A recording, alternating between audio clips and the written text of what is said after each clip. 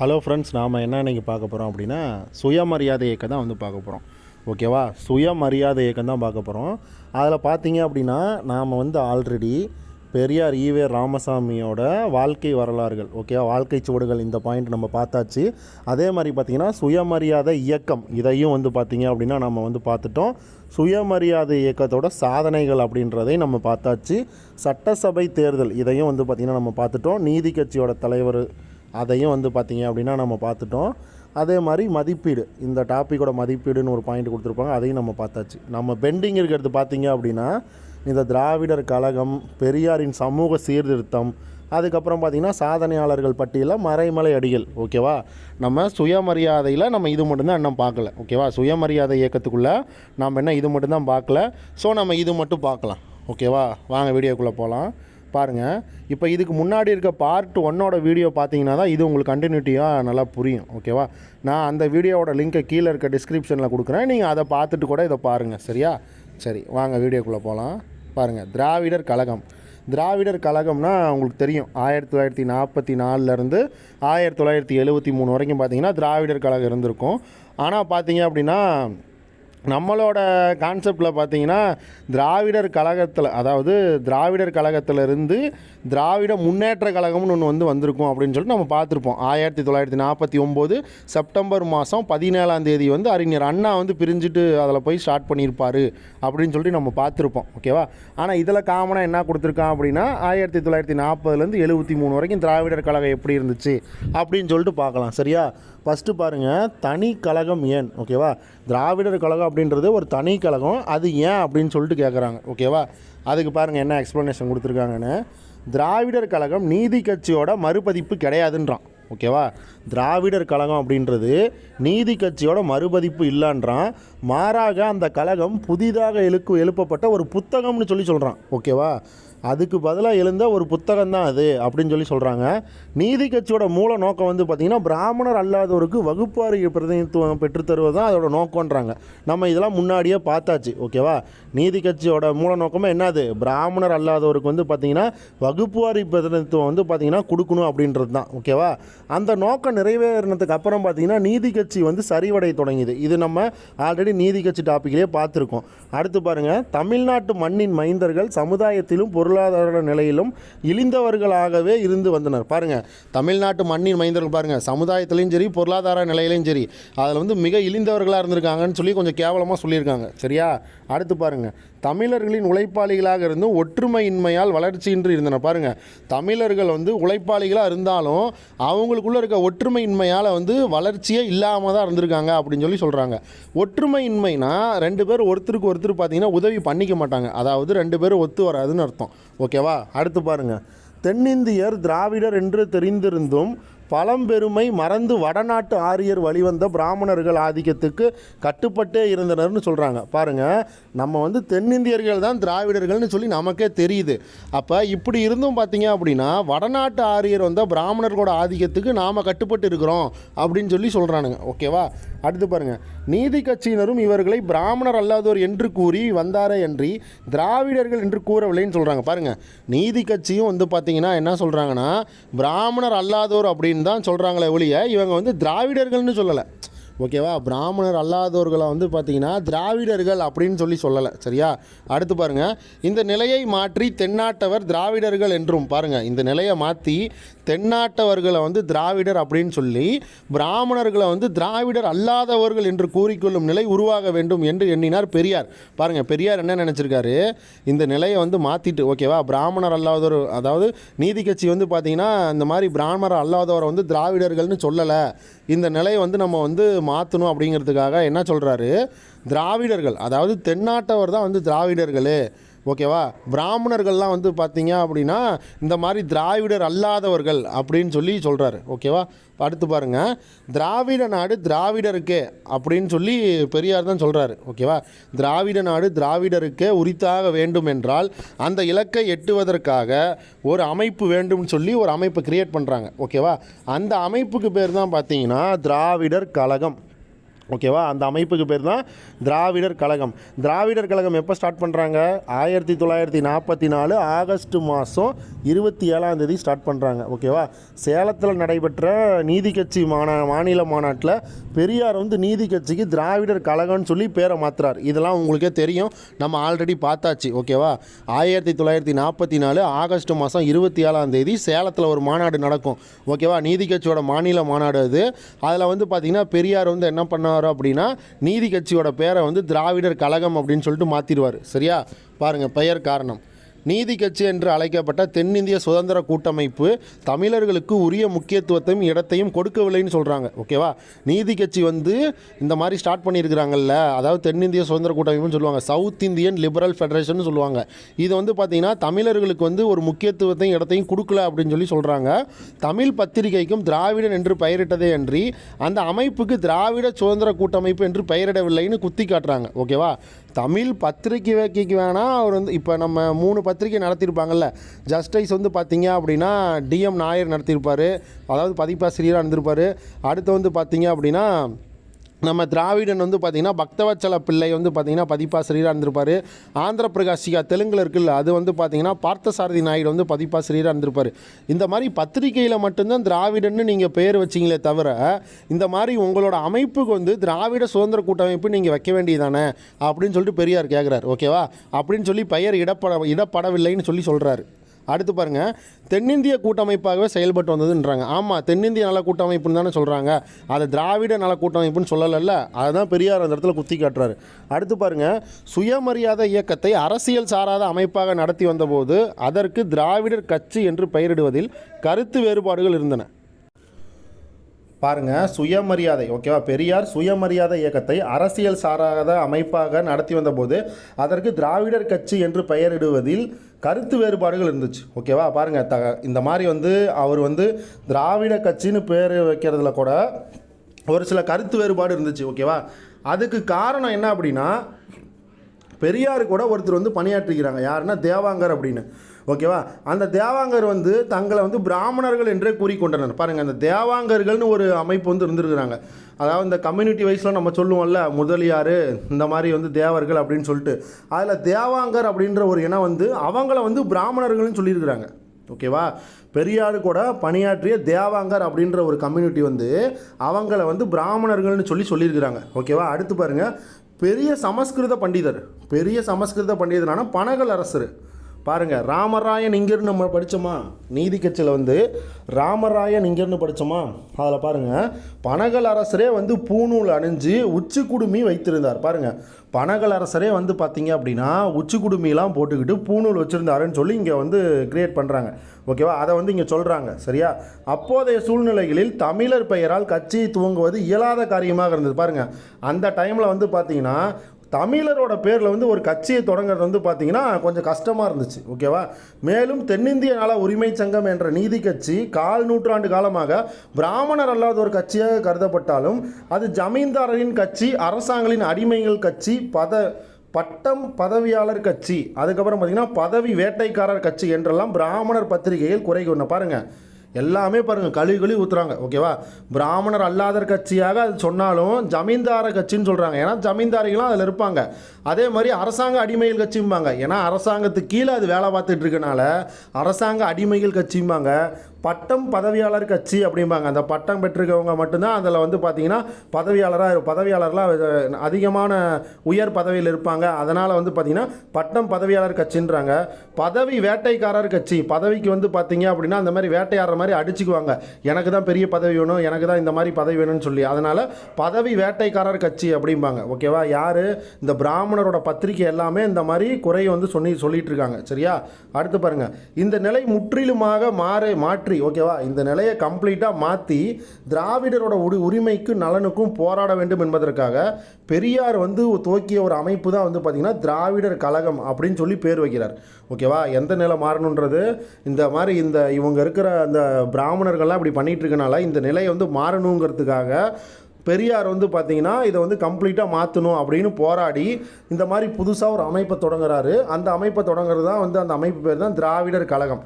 ஓகேவா, எப்போ 1944 என்ன டேட் அப்படின்னா ஆகஸ்ட் மாதம் 27 சரியா, அதை நம்ம முன்னாடியே பார்த்தாச்சு. அடுத்து பாருங்கள், கழக கொடியும் குறிக்கோளும் பாருங்கள், கொடி ஓகேவா. திராவிடர் கழகத்தை தனித்து காட்டுவதற்கு அடையாளமாக தனி கொடி தேவைப்பட்டது. பாருங்கள், தனியாக ஒரு கொடி தேவைப்பட்டுச்சு. இந்த கழகம் துவக்கப்பட்ட போது நீதி கட்சியின் தராசு கொடியை திராவிடர் கழக கொடியாக இருந்த பாருங்கள். இந்த கழகம் திராவிடர் கழகம் ஸ்டார்ட் பண்ணும்போது நீதி கட்சிக்கு ஒரு கொடி இருக்கும். அது வந்து பார்த்திங்கன்னா இந்த மாதிரி தராசில் இருக்கும். இப்படி இந்த பக்கம் ஒன்று இருக்கும், இப்படி இந்த பக்கம் ஒன்று இருக்கும். இப்படி பாருங்கள், தராசு இப்படி இருக்கும் ஓகேவா. அந்த இட சிம்பிள் இப்படி இருக்குமா, இந்த மாதிரி வந்து இருக்கும். இது வந்து பார்த்தீங்க அப்படின்னா தராசு ஓகேவா. நீங்கள் சும்மா எக்ஸாம்பிளுக்கு ஞாபகம் வச்சுக்கோங்க. இதுதான் வந்து பார்த்தீங்கன்னா நீதி கட்சியோட சிம்பிள் ஓகேவா. அந்த கொடியில் வந்து இந்த மாதிரி இருக்கும்னு வச்சுக்கோங்களேன். இதுதான் நீதி கட்சியோட தராசு கொடி ஓகேவா. இது வந்து திராவிடர் கழக கொடியாக வந்து அப்போ இருந்துச்சு. அது காரணம் என்னென்னா, தராசு கொடி தென்னாட்டில் காணப்பட்ட கொடுமைகளையும் அநீதிகளையும் சாதிபேத வேறுபாடுகளையும் ஒழித்து அனைவரும் சமம் அப்படின்ற சமநீதியை காட்டும் அறிகுறியாகவும் அடையாளமாகவும் விளங்கியது. பாருங்கள், அந்த தராசுக்கு என்ன அர்த்தம் அப்படின்னா, இந்த மாதிரி தென்னாட்டில் இருக்கக்கூடிய கொடுமைகள் ஓகேவா. தென்னாடுனா நம்ம சவுத் இந்தியாவில் ஓகேவா. சவுத் இந்தியாவில் இருக்கக்கூடிய அந்த கொடுமையும், சவுத் இந்தியானா தமிழ்நாடு தான் மோஸ்ட்லி ஓகேவா, அதை பார்த்துக்கோங்க. தமிழ்நாட்டில் இருக்கக்கூடிய கொடுமையும் அநீதிகளையும் சாதிபேத வேறுபாடுகளையும் கம்ப்ளீட்டாக ஒழித்து அனைவரும் சமம் அப்படின்ற சமநீதியை காட்டுற அறிகுறியாக தான் வந்து பார்த்திங்கன்னா இந்த கொடி வந்து திகழுது அப்படின்னு சொல்லி சொல்கிறாங்க. எது, நம்ம தராசு கொடி ஓகேவா. அடுத்து பாருங்கள், எனினும் நீதி கட்சி சுயநல கட்சியாக மாறியதாலும் அந்த கட்சிக்கு அவப்பெயர் ஏற்பட்டதாலும் பெரியார் அந்த நிலையை அடியோடு மாற்றி திராவிடருக்கென தனி கட்சி துவங்கியதால் அதற்கென தனி கொடி இருக்க வேண்டியதன் இன்றியமையாமையை உணர்ந்தார். பாருங்கள், என்ன தான் வந்து அது நீதி கட்சி வந்து சுயமாக கட்சி இருந்தாலும் நம்ம வந்து சுயமாக ஒரு கட்சி வந்து தொடங்கியிருக்கோன்னு தானே அர்த்தம். அப்போ வந்து நம்ம வந்து திராவிட கழகத்துக்கு நம்ம ஒரு கொடியை வந்து கிரியேட் பண்ணலாம் அப்படின்ட்டு அவர் ஒரு தனி கொடி இருக்குன்னு சொல்லி பிளான் பண்ணுறாரு ஓகேவா.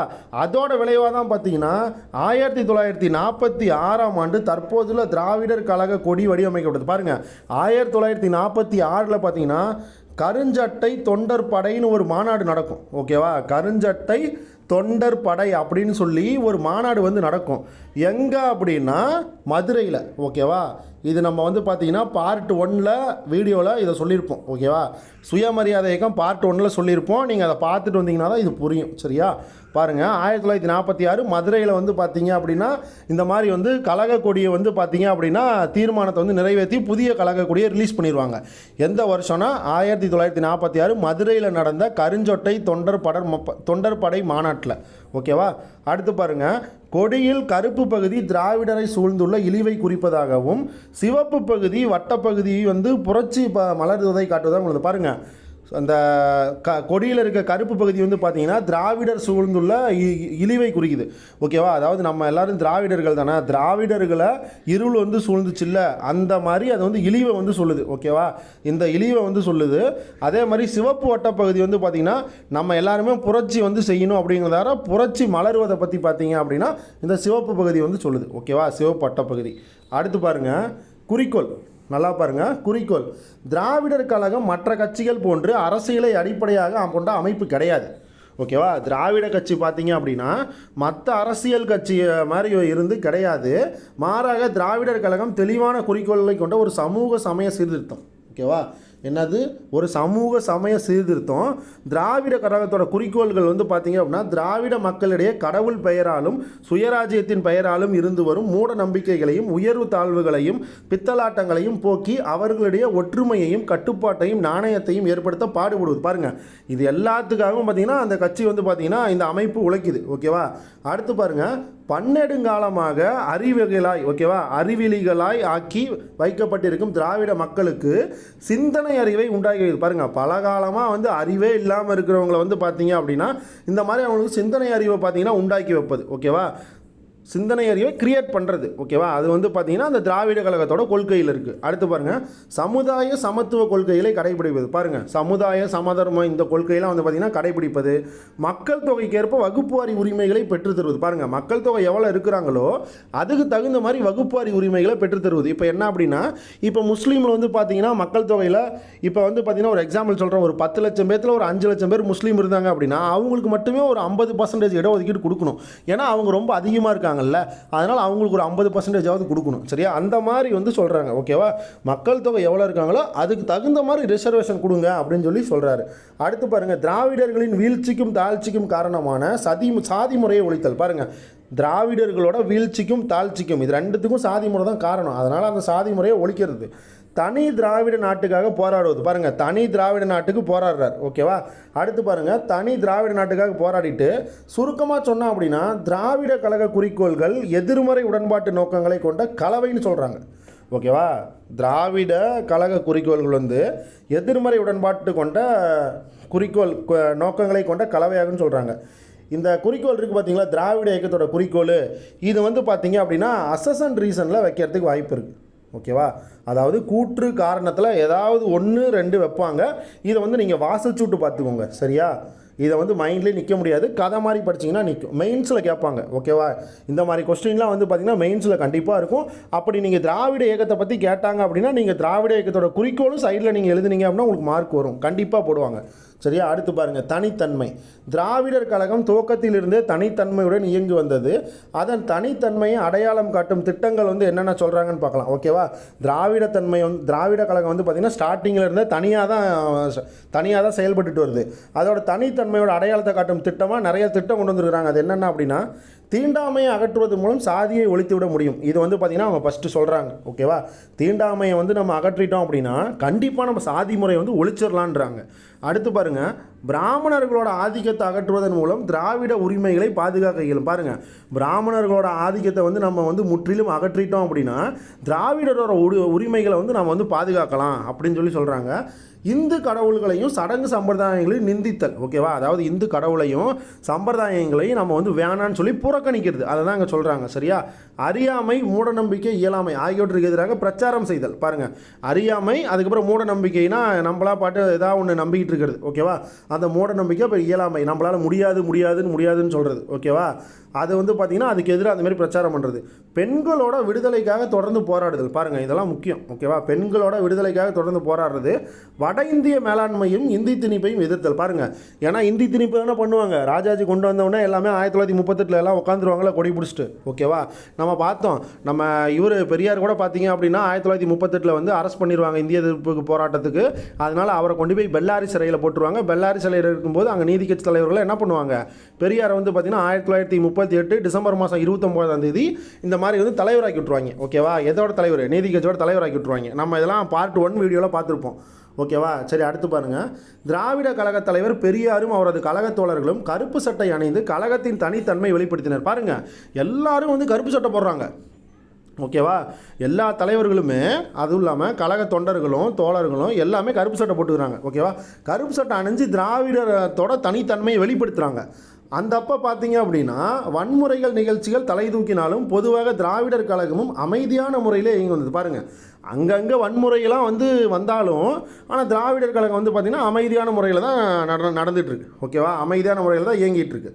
அடுத்து பாருங்கள், பெரியாரின் காலத்திலேயே தனி திராவிட நாடு கோரிக்கையும் சாதி ஒழிப்பும் சமதர்ம கொள்கையும் முனை மழுங்கி போய்விட்டன. பாருங்கள், அது எல்லாமே வந்து பார்த்திங்கன்னா வேஸ்ட் ஆயிடுச்சு. ஓகேவா? முனை மழுங்கிருச்சுன்ட்டாங்க. ஓகேவா?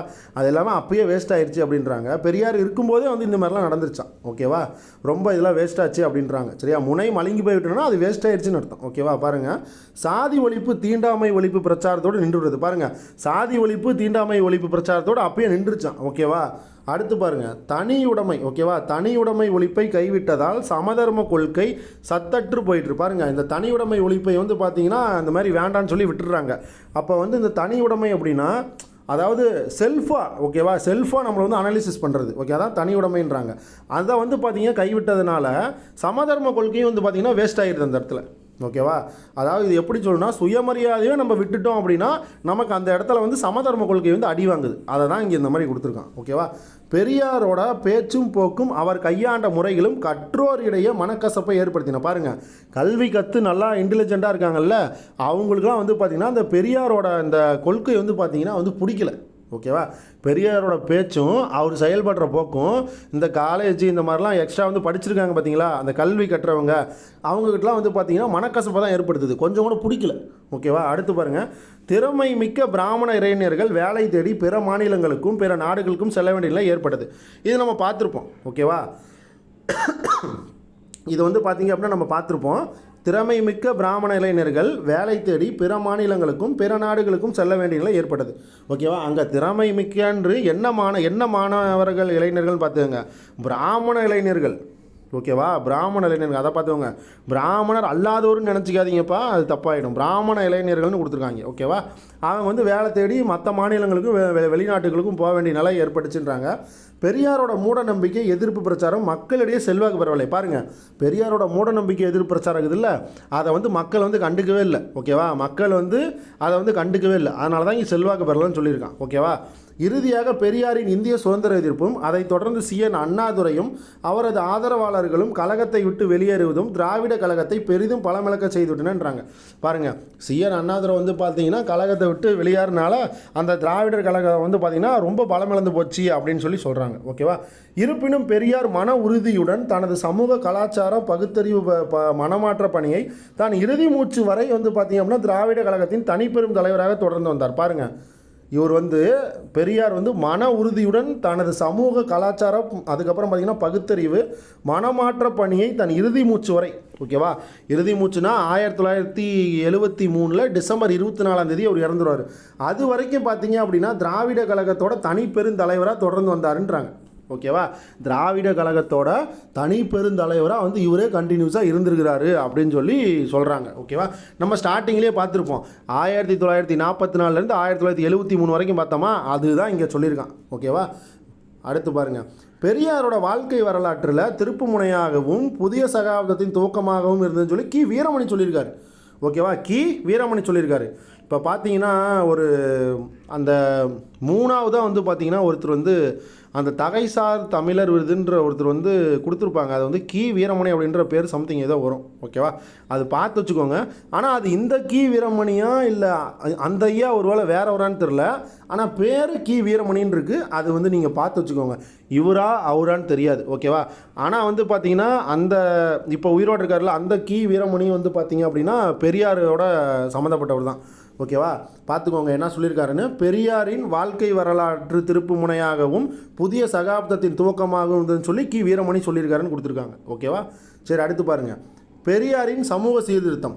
பாருங்கள், பெரியாரின் சமூக சீர்திருத்தம் தமிழர் சமுதாயத்தை பற்றி பார்க்கலாம். ஓகேவா, பெரியாரோட சமூக சீர்திருத்தத்தில் ஃபஸ்ட்டு தமிழர் சமுதாயத்தை பற்றி பார்க்கலாம். பாருங்கள், பெரியார் வந்து ஈவே ராமசாமி 20ஆம் நூற்றாண்டின் இணையற்ற சமூக சீர்திருத்தவாதின்னு சொல்கிறாங்க.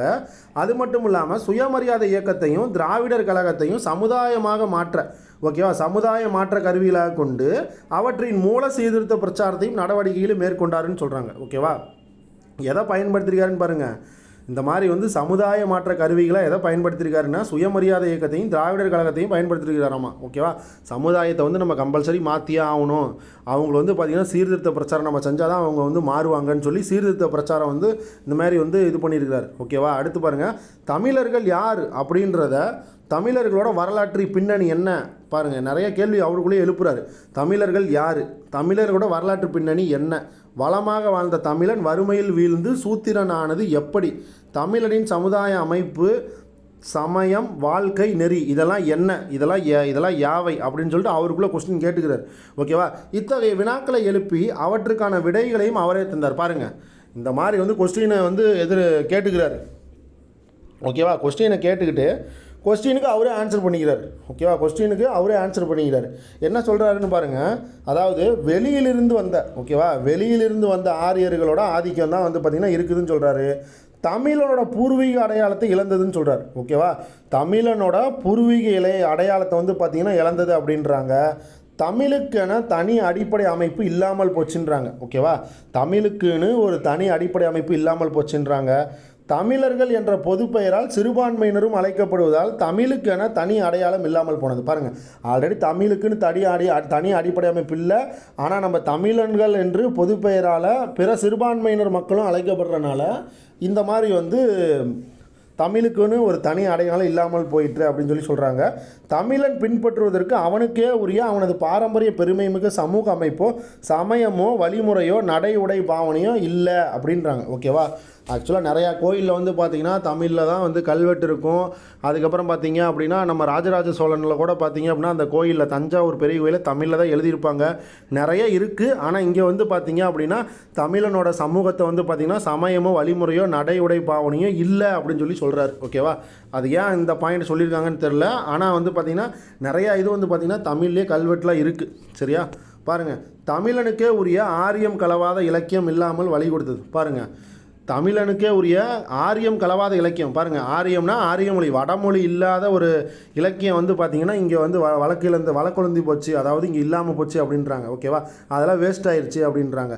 இந்த இழிநிலை தமிழர்களிடையே நீங்க வேண்டும் அப்படின்னா தமிழர்களிடையே நல்ல பண்பாடு கூடிய பழக்க வழக்கங்களை கற்பிக்க வேண்டும்ன்றாங்க. ஓகேவா? இந்த இழிநிலை வந்து தமிழர்கள்கிட்ட இருந்து போகணும் அப்படின்னா என்ன சொல்கிறாங்கன்னா, தமிழர்கிட்ட வந்து நல்ல பண்போடு கூடிய பழக்க வழக்கங்களை வந்து நம்ம சொல்லி கொடுக்கணும். அதே மாதிரி அறிவு பகுத்தறிவுலாம் அவங்களுக்கு பெருகணும். அனைத்து துறைகளிலும் சமத்துவம் பின்பற்றணும். சுயமரியாதையோட சிறப்பை வந்து அவங்க வந்து கம்ப்ளீட்டாக உணரணும். சமதர்மம் வாழ்க்கை வழியாக வாழ வேண்டும்ன்றார். ஓகேவா? சமதர்மம் வாழ்க்கை வழியாக வாழணும். சமயச்சார்பின்மை பொது வாழ்க்கையின் அடித்தளமாக அமைய வேண்டும். சுருக்கமாக சொல்லணும் அப்படின்னா தமிழர் சமுதாயம் தன்மானமற்ற தன்மையிலிருந்து விடுபட்டு மனிதாபிமானம் தன்மையோடு கூடிய சுயமரியாதை சமுதாயமாக மாற வேண்டும். கடைசியாக எங்கே வந்து முடிக்கிறாருன்னு பாருங்கள். சுயமரியாதையாக இருக்கணும், செல்ஃப் ரெஸ்பெக்டோடு இருக்கணும் அப்படின்றாரு. ஓகேவா? செல்ஃப் ரெஸ்பெக்டோட இருக்கணும் அப்படின்னு சொல்கிறது தான் கடைசியாக அந்த பாயிண்ட்டை முடிக்கிறார். அதுக்கு நம்ம என்ன பண்ணணுமாம்மா?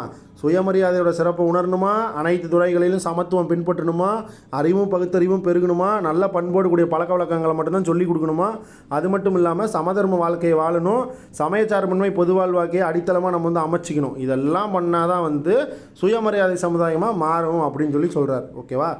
அடுத்து பாருங்கள், சமுதாய தத்துவம். என்னது? சமுதாய தத்துவம். பெரியாரின் சமுதாய சிந்தனைகளின் அடிப்படையில் உருவான சமுதாய தத்துவத்தை பற்றி அறிந்து கொள்ளாமல் அவரது சமுதாய சீர்திருத்த கருத்துக்களையும் கொள்கைகளையும் திட்டங்களையும் புரிந்து கொள்வது கடினன்றாங்க.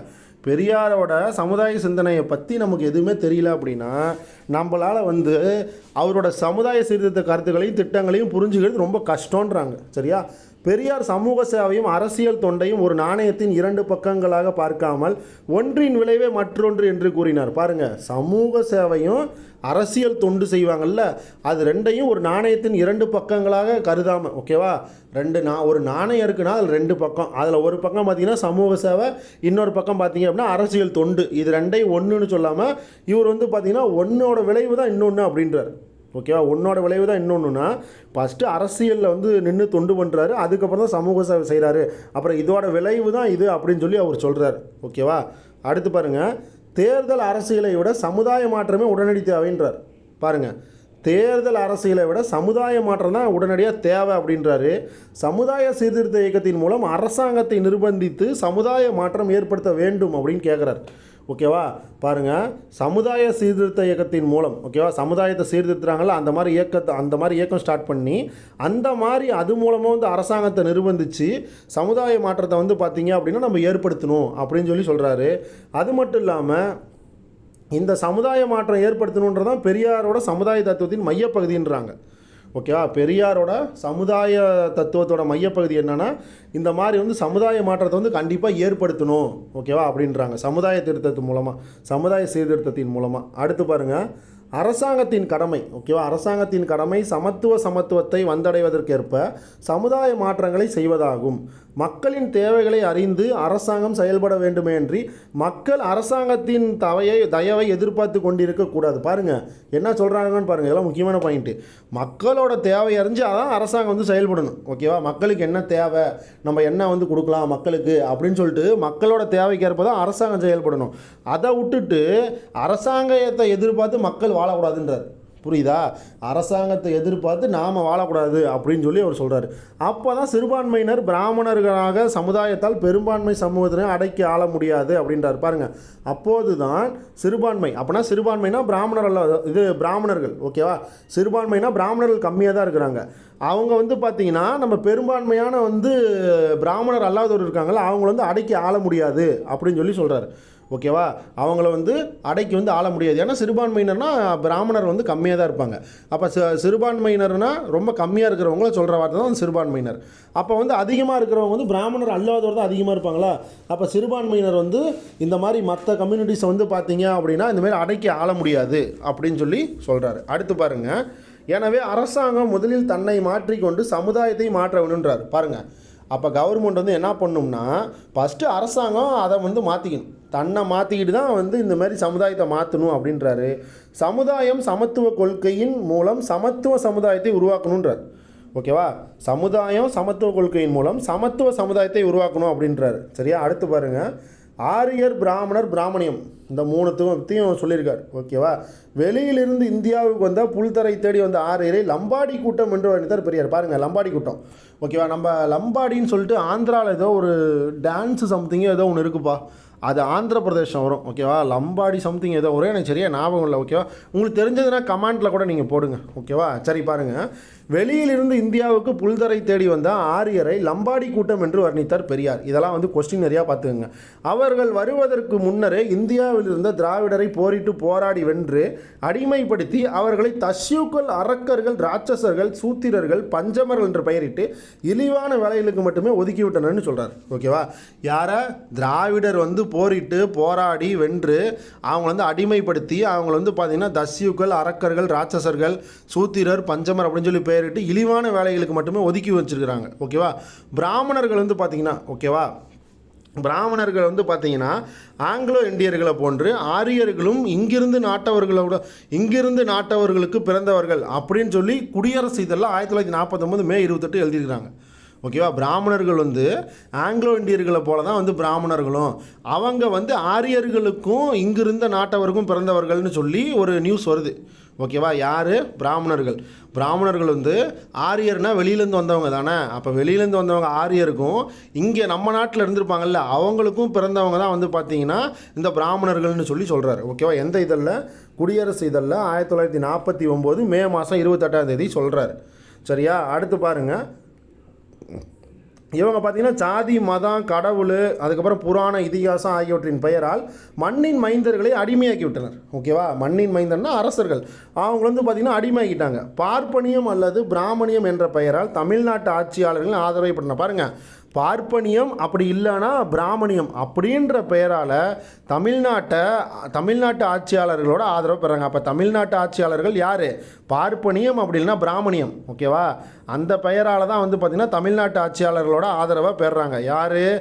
அவங்க. ஓகேவா, யார்? பிராமணர்கள். ஓகேவா, பார்ப்பனியம், பிராமணியம் அந்த பேரை வச்சுக்கிட்டு தமிழ்நாட்டு ஆட்சியாளர்கிட்ட வராங்க. ஓகேவா, தமிழ்நாட்டு ஆட்சியாளர்கிட்ட வந்து இந்த மாதிரி ஆதரவு வந்து கேட்குறாங்க. நாங்கள் வந்து இந்த மாதிரி பார்ப்பனர்கள், நாங்கள் வந்து பிராமணியர்கள், ஓகேவா, பிராமணியம், அதனால் எங்களுக்கு வந்து ஆதரவு கொடுங்கன்னு சொல்லி தமிழ்நாட்டு ஆட்சியாளர்கிட்ட ஆதரவு வாங்கிக்கிறாங்க. ஓகேவா, அடுத்து பாருங்கள், பார்ப்பனியம் என்றால் என்ன அப்படின்னா வேதம், சாஸ்திரம், ஸ்மிருதி, அதுக்கப்புறம் ஆகமம், புராணம், மனு தர்மம், இந்து சட்டம், சடங்குகள், பழக்க வழக்கங்கள் ஆகியவற்றால் பதவிகளையும் தனி உரிமைகளையும் சலுகைகளையும் ஏற்படுத்தி கொண்டு பிராமணர் சங்கத்தை அமைத்து கொண்டு பிராமணர்களுக்கு மட்டும் என்று போர்டு போட்டுக்கொண்டு, ஓகேவா பாருங்கள், பிராமணர்களுக்கு மட்டும் என்று போர்டு போட்டுக்கொண்டு பிறரை பிரித்து காட்டும் பிராமணர்களின் மனப்பான்மையை பிராமணியம் என்று வரையறுத்தார் பெரியார். பாருங்கள், இந்த பிராமணியம் அப்படின்ற ஒரு வார்த்தைக்கு இங்கேருந்து இவ்வளோ தூரம் வார்த்தை வந்துருச்சு. பார்ப்பனியம்னா என்றால் என்னன்றதுக்கு பாருங்கள், எவ்வளோ வார்த்தை பாருங்கள். பார்ப்பனியம் என்றால் என்னென்னா வேதம், சாஸ்திரம், ஸ்மிருதி, ஆகமம், புராணம், மனு தர்மம், இந்து சட்டம், சடங்குகள், பழக்க வழக்கங்கள் ஆகியவற்றால் பதவிகளையும் தனி உரிமைகளையும் சலுகைகளையும் ஏற்படுத்திக்கிட்டு பிராமணர்களோட சங்கத்தை அமைச்சிக்கிட்டு பிராமணர்களுக்கு மட்டும்தான் அப்படின்னு சொல்லி போர்டு போட்டுக்கிட்டு பிறரை பிரித்து காட்டும் பிராமணர்களோட மனப்பான்மைக்கு பேர் தான் பிராமணியம் அப்படின்னு சொல்லி வரையறுக்கிறார் பெரியார். எனவே சாதி முறை பார்த்திங்க அப்படின்னா ஒழித்து மக்களிடையே இந்த மாதிரி புகுத்தப்பட்ட வேறுபாடுகளை போக்கி அனைவரையும் உழைத்து வாழ வேண்டும் என்ற நிலை உருவாக வேண்டும் சொல்லி பெரியார் சொல்கிறார். அப்போ தான் வந்து பிராமண ஆதிக்கமும் பிராமண மனப்பான்மை பிராமணியமும் ஒழியும் அப்படின்னு சொல்லி குடியரசு இதழில் 1933 மார்ச் 5 எழுதியிருக்கிறாங்க. ஓகேவா, குடியரசு இதழில் 1933 மார்ச் 5 இந்த டைலாக் எழுதிக்கிறாங்க. அப்போ தான் வந்து பார்த்திங்க அப்படின்னா பிராமண ஆதிக்கமும் பிராமண மனப்பான்மையுடன் பிராமணியமும் வந்து ஒழியும் அப்படின்னு சொல்லி எழுதியிருக்கிறாங்க. ஓகேவா, அடுத்து பாருங்கள், திராவிடர், சூத்திரர், ஆதி திராவிடர். பாருங்கள், மனு சாஸ்திரத்தில் 10வது அத்தியாயத்தில் ஓகேவா சங்கர ஜாதி என்ற தலைப்பின் கீழ் சாதி தர்மத்தை அனுசரிப்பவர்களுக்கும் அனுசரிக்காதவர்களுக்கும் பிறந்தவர்கள் திராவிடர் என்று பெயர் கொண்டவர்கள் என்று கூறப்பட்டுள்ளது. பாருங்கள், இதையும் வந்து குடியரசு இதழில் 1947 செப்டம்பர் 20 வந்து எழுதுறாரு. ஓகேவா, பாருங்கள் என்னென்னு எழுதுறாரு. மனு சாஸ்திரத்தில், அதாவது மனுஸ்மிருதி அப்படிம்பாங்கள்ல, அந்த மாதிரி இதில் மனு சாஸ்திரத்தில் 10வது அதிகாரத்தில், ஓகேவா, 10வது அத்தியாயத்தில் சங்கரஜாதின்ற தலைப்பு பேர் பார்த்துக்கோங்க, சங்கரஜாதி. ஓகேவா, மனு சாஸ்திரத்தில் 10வது அத்தியாயத்தில் சங்கரஜாதின்ற தலைப்பில், ஓகேவா, என்ன எழுதியிருக்குதுன்னா, சாதி தர்மத்தை அனுசரிப்பவர்களும் அனுசரிக்காதவர்களுக்கும் பிறந்தவர்கள் தான் அந்த திராவிடர்னு பெயர் வச்சுக்கிட்டு இருக்கிறவங்க. ஓகேவா, இந்த மாதிரி சாதி தர்மத்தை வந்து அனுசரிப்பவர்களுக்கும் அனுசரிக்காதவங்களுக்கும் பிறந்தவங்க தான் திராவிடர்கள் அப்படின்னு சொல்லி அவங்க சொல்லிக்கிறாங்கன்னு சொல்லி சொல்கிறாங்க. ஓகேவா, பாருங்கள் எந்த இதழில் சொல்லியிருக்காங்க, குடியரசு இதழ் கட்டுரை வந்து எழுதியிருக்கிறாங்க. அதில் இந்த கட்டுரையில் தான் இருக்குது 1947 செப்டம்பர் 20. ஓகேவா, இந்த கட்டுரையோட தலைப்பு சங்கரஜாதி. அடுத்து பாருங்கள், திராவிடர்களை அடிமைகளாக்கி அவர்களுக்கு சூத்திரர் என்று பெயரிட்டு வருணமுறை சாதி பலகணியின் அடிப்படையாக்கி விட்டனர். பாருங்கள், பிராமணர்களுக்கு தான் வந்து பார்த்திங்கன்னா திராவிடர்களை தான் அடிமையாக்கி அவங்களுக்கு தான் சூத்திரர்னு பேர் வச்சு கொடுத்துருக்குறாங்க. ஓகேவா, அந்த வர்ணாசிரம முறை 4 ஃபாலோ பண்ணியிருப்போம்ல, சூத்திரர், சத்திரியர், பிராமணர் அப்படின்ட்டு, அதில் தான் வந்து இந்தமாரி சொல்கிறாங்க. ஓகேவா, இந்த மாதிரி சூத்திரர் அப்படின்றது திராவிடர்கள் நம்ம அடிமையாக்கி வேலை வாங்குறோம்ல, அந்த திராவிடர்கள் தான் அந்த சூத்திரர் அப்படின்னு சொல்லி பேர் வைக்கிறாங்க. சரியா, அடுத்து பாருங்கள், 4 வர்ணசிரம முறைப்படி 4வது நிலையில் சாதி சூத்திரர்கள். பாருங்கள், 4 வர்ண முறையில் 4வது தான் வந்து பார்த்திங்கன்னா அந்த சூத்திரர்கள்லாம் இருக்கிறாங்க அப்படின்னு சொல்லி சொல்கிறாங்க. 4 சாதி கட்டத்துக்கும் வெளியே இருந்தோரை பறையர், பல்லர், பஞ்சமர், சண்டாளர், தீண்டத்தகாதோர் என்று கூறி ஊருக்கு வெளியே ஒதுக்கி விட்டனர். பாருங்கள் என்ன பண்ணுறாங்கன்னு பாருங்கள். அதாவது இந்த 4 சாதியில் வந்து பார்த்திங்கன்னா சாதி கட்டத்துக்கு வெளியே இருக்கிறது யார் அப்படின்னா பறையர், பல்லர், பஞ்சமர், சண்டாளர், அதுக்கப்புறம் தீண்டத்தகாதோர் அப்படின்னு சொல்லி எல்லாத்தையும் வெளியே வந்து ஊருக்கு வெளியே ஒதுக்கி விட்டுறாங்க. ஓகேவா, இவங்க தான் பின்னர் வந்து அரிஜனங்கள், ஆதி திராவிடர்கள், தலித்துகள் என்று பல்வேறு பெயர்களை அழைக்கப்பட்டன. பாருங்கள், இந்த மாதிரி எல்லாத்தையும் வெளியே முடுக்கி விட்டுறாங்கல்ல. யார் யார், பறையர், பல்லர், பஞ்சமர், சண்டாளர், தீண்டத்தகாதோர், இவங்கெல்லாம் வந்து பார்த்திங்கன்னா ஊருக்கு வெளியே ஒதுக்கி விட்டுறாங்க. இவங்க தான் பின்னால் என்ன பண்ணுறாங்கன்னா அரிஜன்னு பேரை வைக்கிறாங்க, ஆதி திராவிடன்னு பேரை வைக்கிறாங்க, தலித்துகள்னு பேரை வைக்கிறாங்க. ஓகேவா, பேரை வச்சுட்டு இந்த பேரெல்லாம் அழைக்கிறாங்க இவங்க எல்லாத்தையுமே. ஓகேவா, யார் யார் இந்த மாதிரி அரிஜன்கள் அப்படின்னு சொல்கிறாங்க, ஆதி திராவிடர்கள்னு சொல்கிறாங்க, தலித்துகள்னு சொல்கிறாங்க. ஓகேவா, அடுத்து பாருங்கள், திராவிடர்களை சூத்திரர், ஆதி திராவிடர் அல்லது தீண்டத்தகாதவர் என்று பிரிப்பதை பெரியார் கடுமையாக எதிர்த்தார். ஏன் எதிர்க்கிறான்னு பாருங்கள். திராவிடர்களை வந்து சூத்திரர், ஆதி திராவிடர் அல்லது தீண்டத்தகாதோர்னு சொல்கிறது, இந்த மாதிரி பிரிக்கிறத அதை வந்து எதிர்க்கிறாரு. ஓகேவா, ஏன் திராவிடர்கள் வந்து இந்த மாதிரி 3ஆக பிரிக்கிறீங்க அப்படின்னு இந்த மாதிரி வந்து கடுமையாக எதிர்க்கிறாரு. இந்த சாதி பிரிவினை திராவிடர்களை பிரிப்பதற்கான பிராமண சூழ்ச்சின்னு சொல்கிறாரு. ஓகேவா, இந்த மாதிரி சாதி பிரிவினைலாம் இருக்குது இல்லை, இந்த சூத்திரர், ஆதி திராவிடர், இந்த தீண்டத்தகாதோர்லாம், இதெல்லாம் வந்து பிராமணரோட சூழ்ச்சி தான், இதை வந்து நீங்கள் புரிஞ்சுக்கங்கன்னு சொல்லி சொல்கிறாரு. அதனால் திராவிடருக்கும் ஆதி திராவிடருக்கும் சமுதாய வாழ்வின் பொது தத்துவத்தில் எந்த விதமான பேதமோ வேறுபாடோ இல்லைன்னு சொல்கிறாரு. இரு சாரருமே பிராமணர்களால் பிற்படுத்தப்பட்டவர்கள், இழிநிலைக்கு தள்ளப்பட்டவர்கள் அப்படின்னு சொல்லி சொல்கிறார்.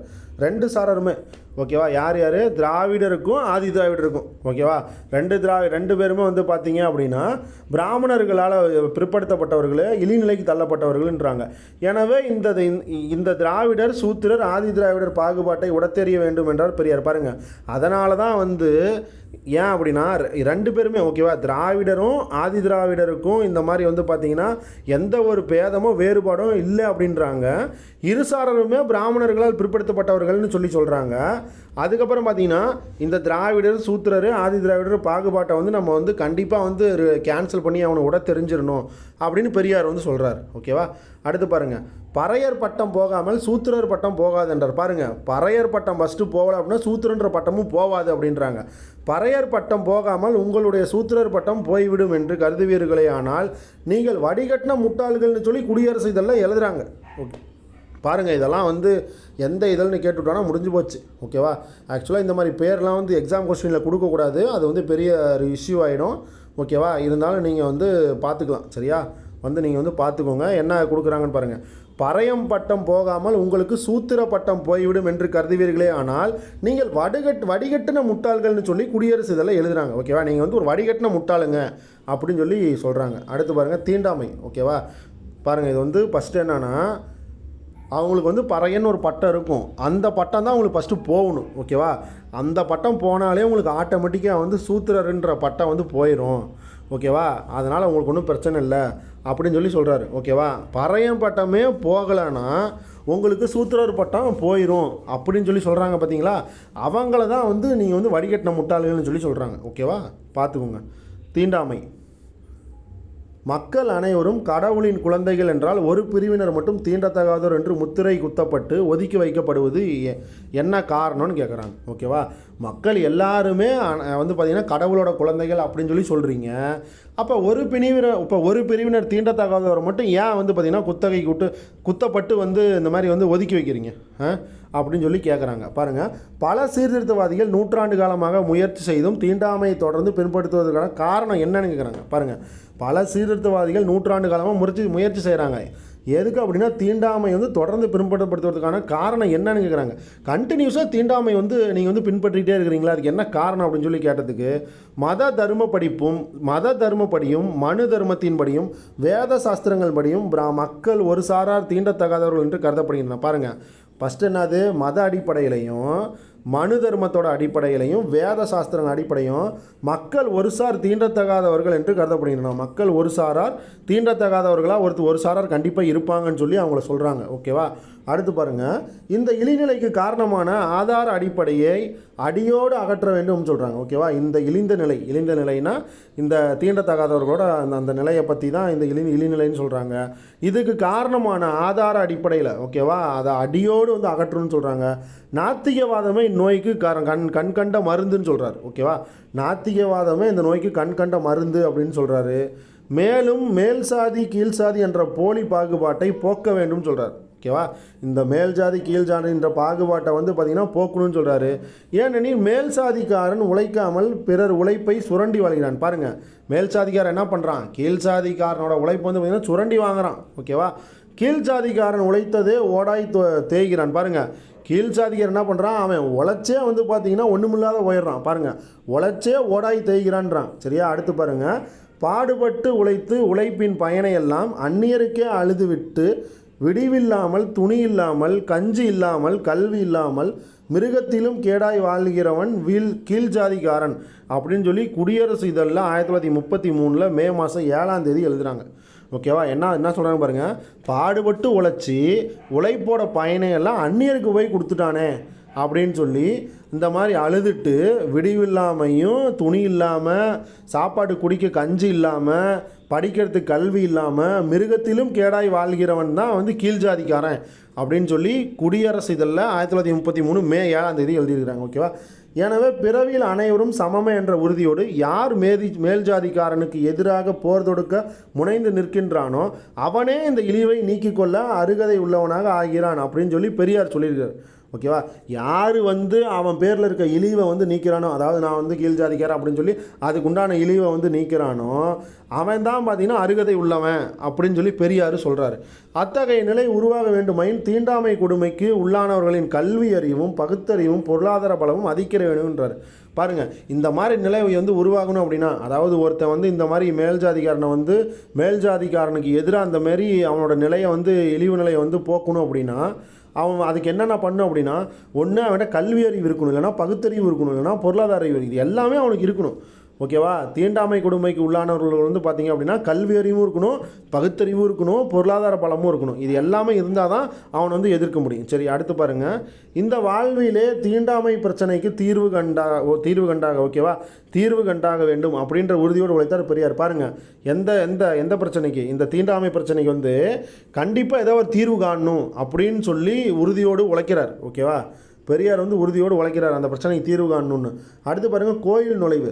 கடவுள் நம்பிக்கை இல்லாத பெரியார் ஈவேரா கோயில் நுழைவு பற்றி ஏன் கவலைப்பட வேண்டும்னு கேட்குறாங்க. அப்போ பாருங்கள், ஏனெனில் கோவில்கள் பக்திக்கும் பண்பாட்டுக்கும் ஒழுக்கத்துக்கும் பயன்படாமல் மக்களை மூடர்களாக அடிமைப்படுத்தும் உயர் ஜாதி தாழ்ந்த ஜாதி என்கிற சாதி வித்தியாசத்தை நிலைநிறுத்தவும் பயன்படுவதாக கூறினார். பாருங்கள், அதுக்கு என்ன சொல்கிறாருன்னு பாருங்கள், கடவுள் நம்பிக்கை இல்லாத பெரியார் வந்து ஈவேரா கோவில் நுழைவு பற்றி ஏன் வந்து கவலைப்பட வேண்டும்னு கேட்குறாங்க. ஓகேவா, கேட்டதுக்கு என்ன சொல்கிறாரு, ஏனெனில் கோவில்கள் வந்து பார்த்திங்கன்னா பக்திக்கும் பண்பாட்டுக்கும் ஒதுக்கப்படும் ஒரு பயன்படாமல், ஓகேவா, பக்திக்கும் பண்பாட்டுக்கும் ஒழுக்கத்துக்கும் பயன்படாமல் மக்களை மூடர்களாக அடிமைப்படுத்தவும் உயர் ஜாதி தாழ்ந்த ஜாதி என்ற சாதி வித்தியாசத்தை நிலைநிறுத்தவும் பயன்படுவதாக கூறினார். பாருங்கள், கோயில்கள் வந்து பார்த்திங்கன்னா இதுக்கு தான் பயன்படுதான்.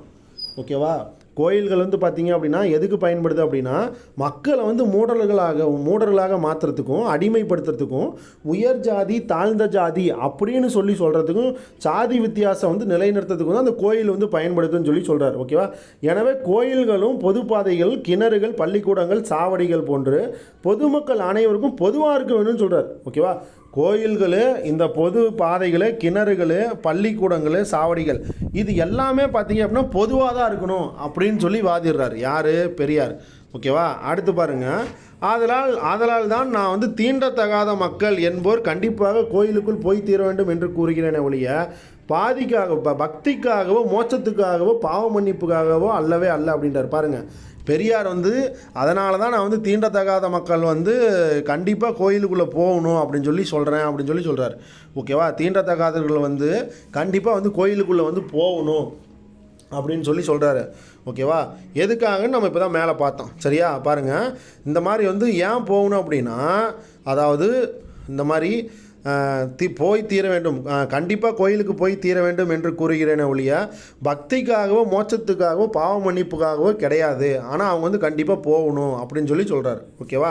அது எதுக்காக? பக்திக்காகவோ பாவத்துக்காகவோ மோட்சத்துக்காகவோ வந்து கிடையாது. அவங்க வந்து கண்டிப்பாக போகணும். ஏன் அப்படின்னா அப்படி போனால் தான் கோயில், இந்த பொதுப்பாதை, கிணறு, பள்ளிக்கூடம்லாம் எல்லாத்துக்குமே காமனாக இருக்கும். அதுதான் வந்து அவர் வந்து சொல்ல வராது அந்த இடத்துல.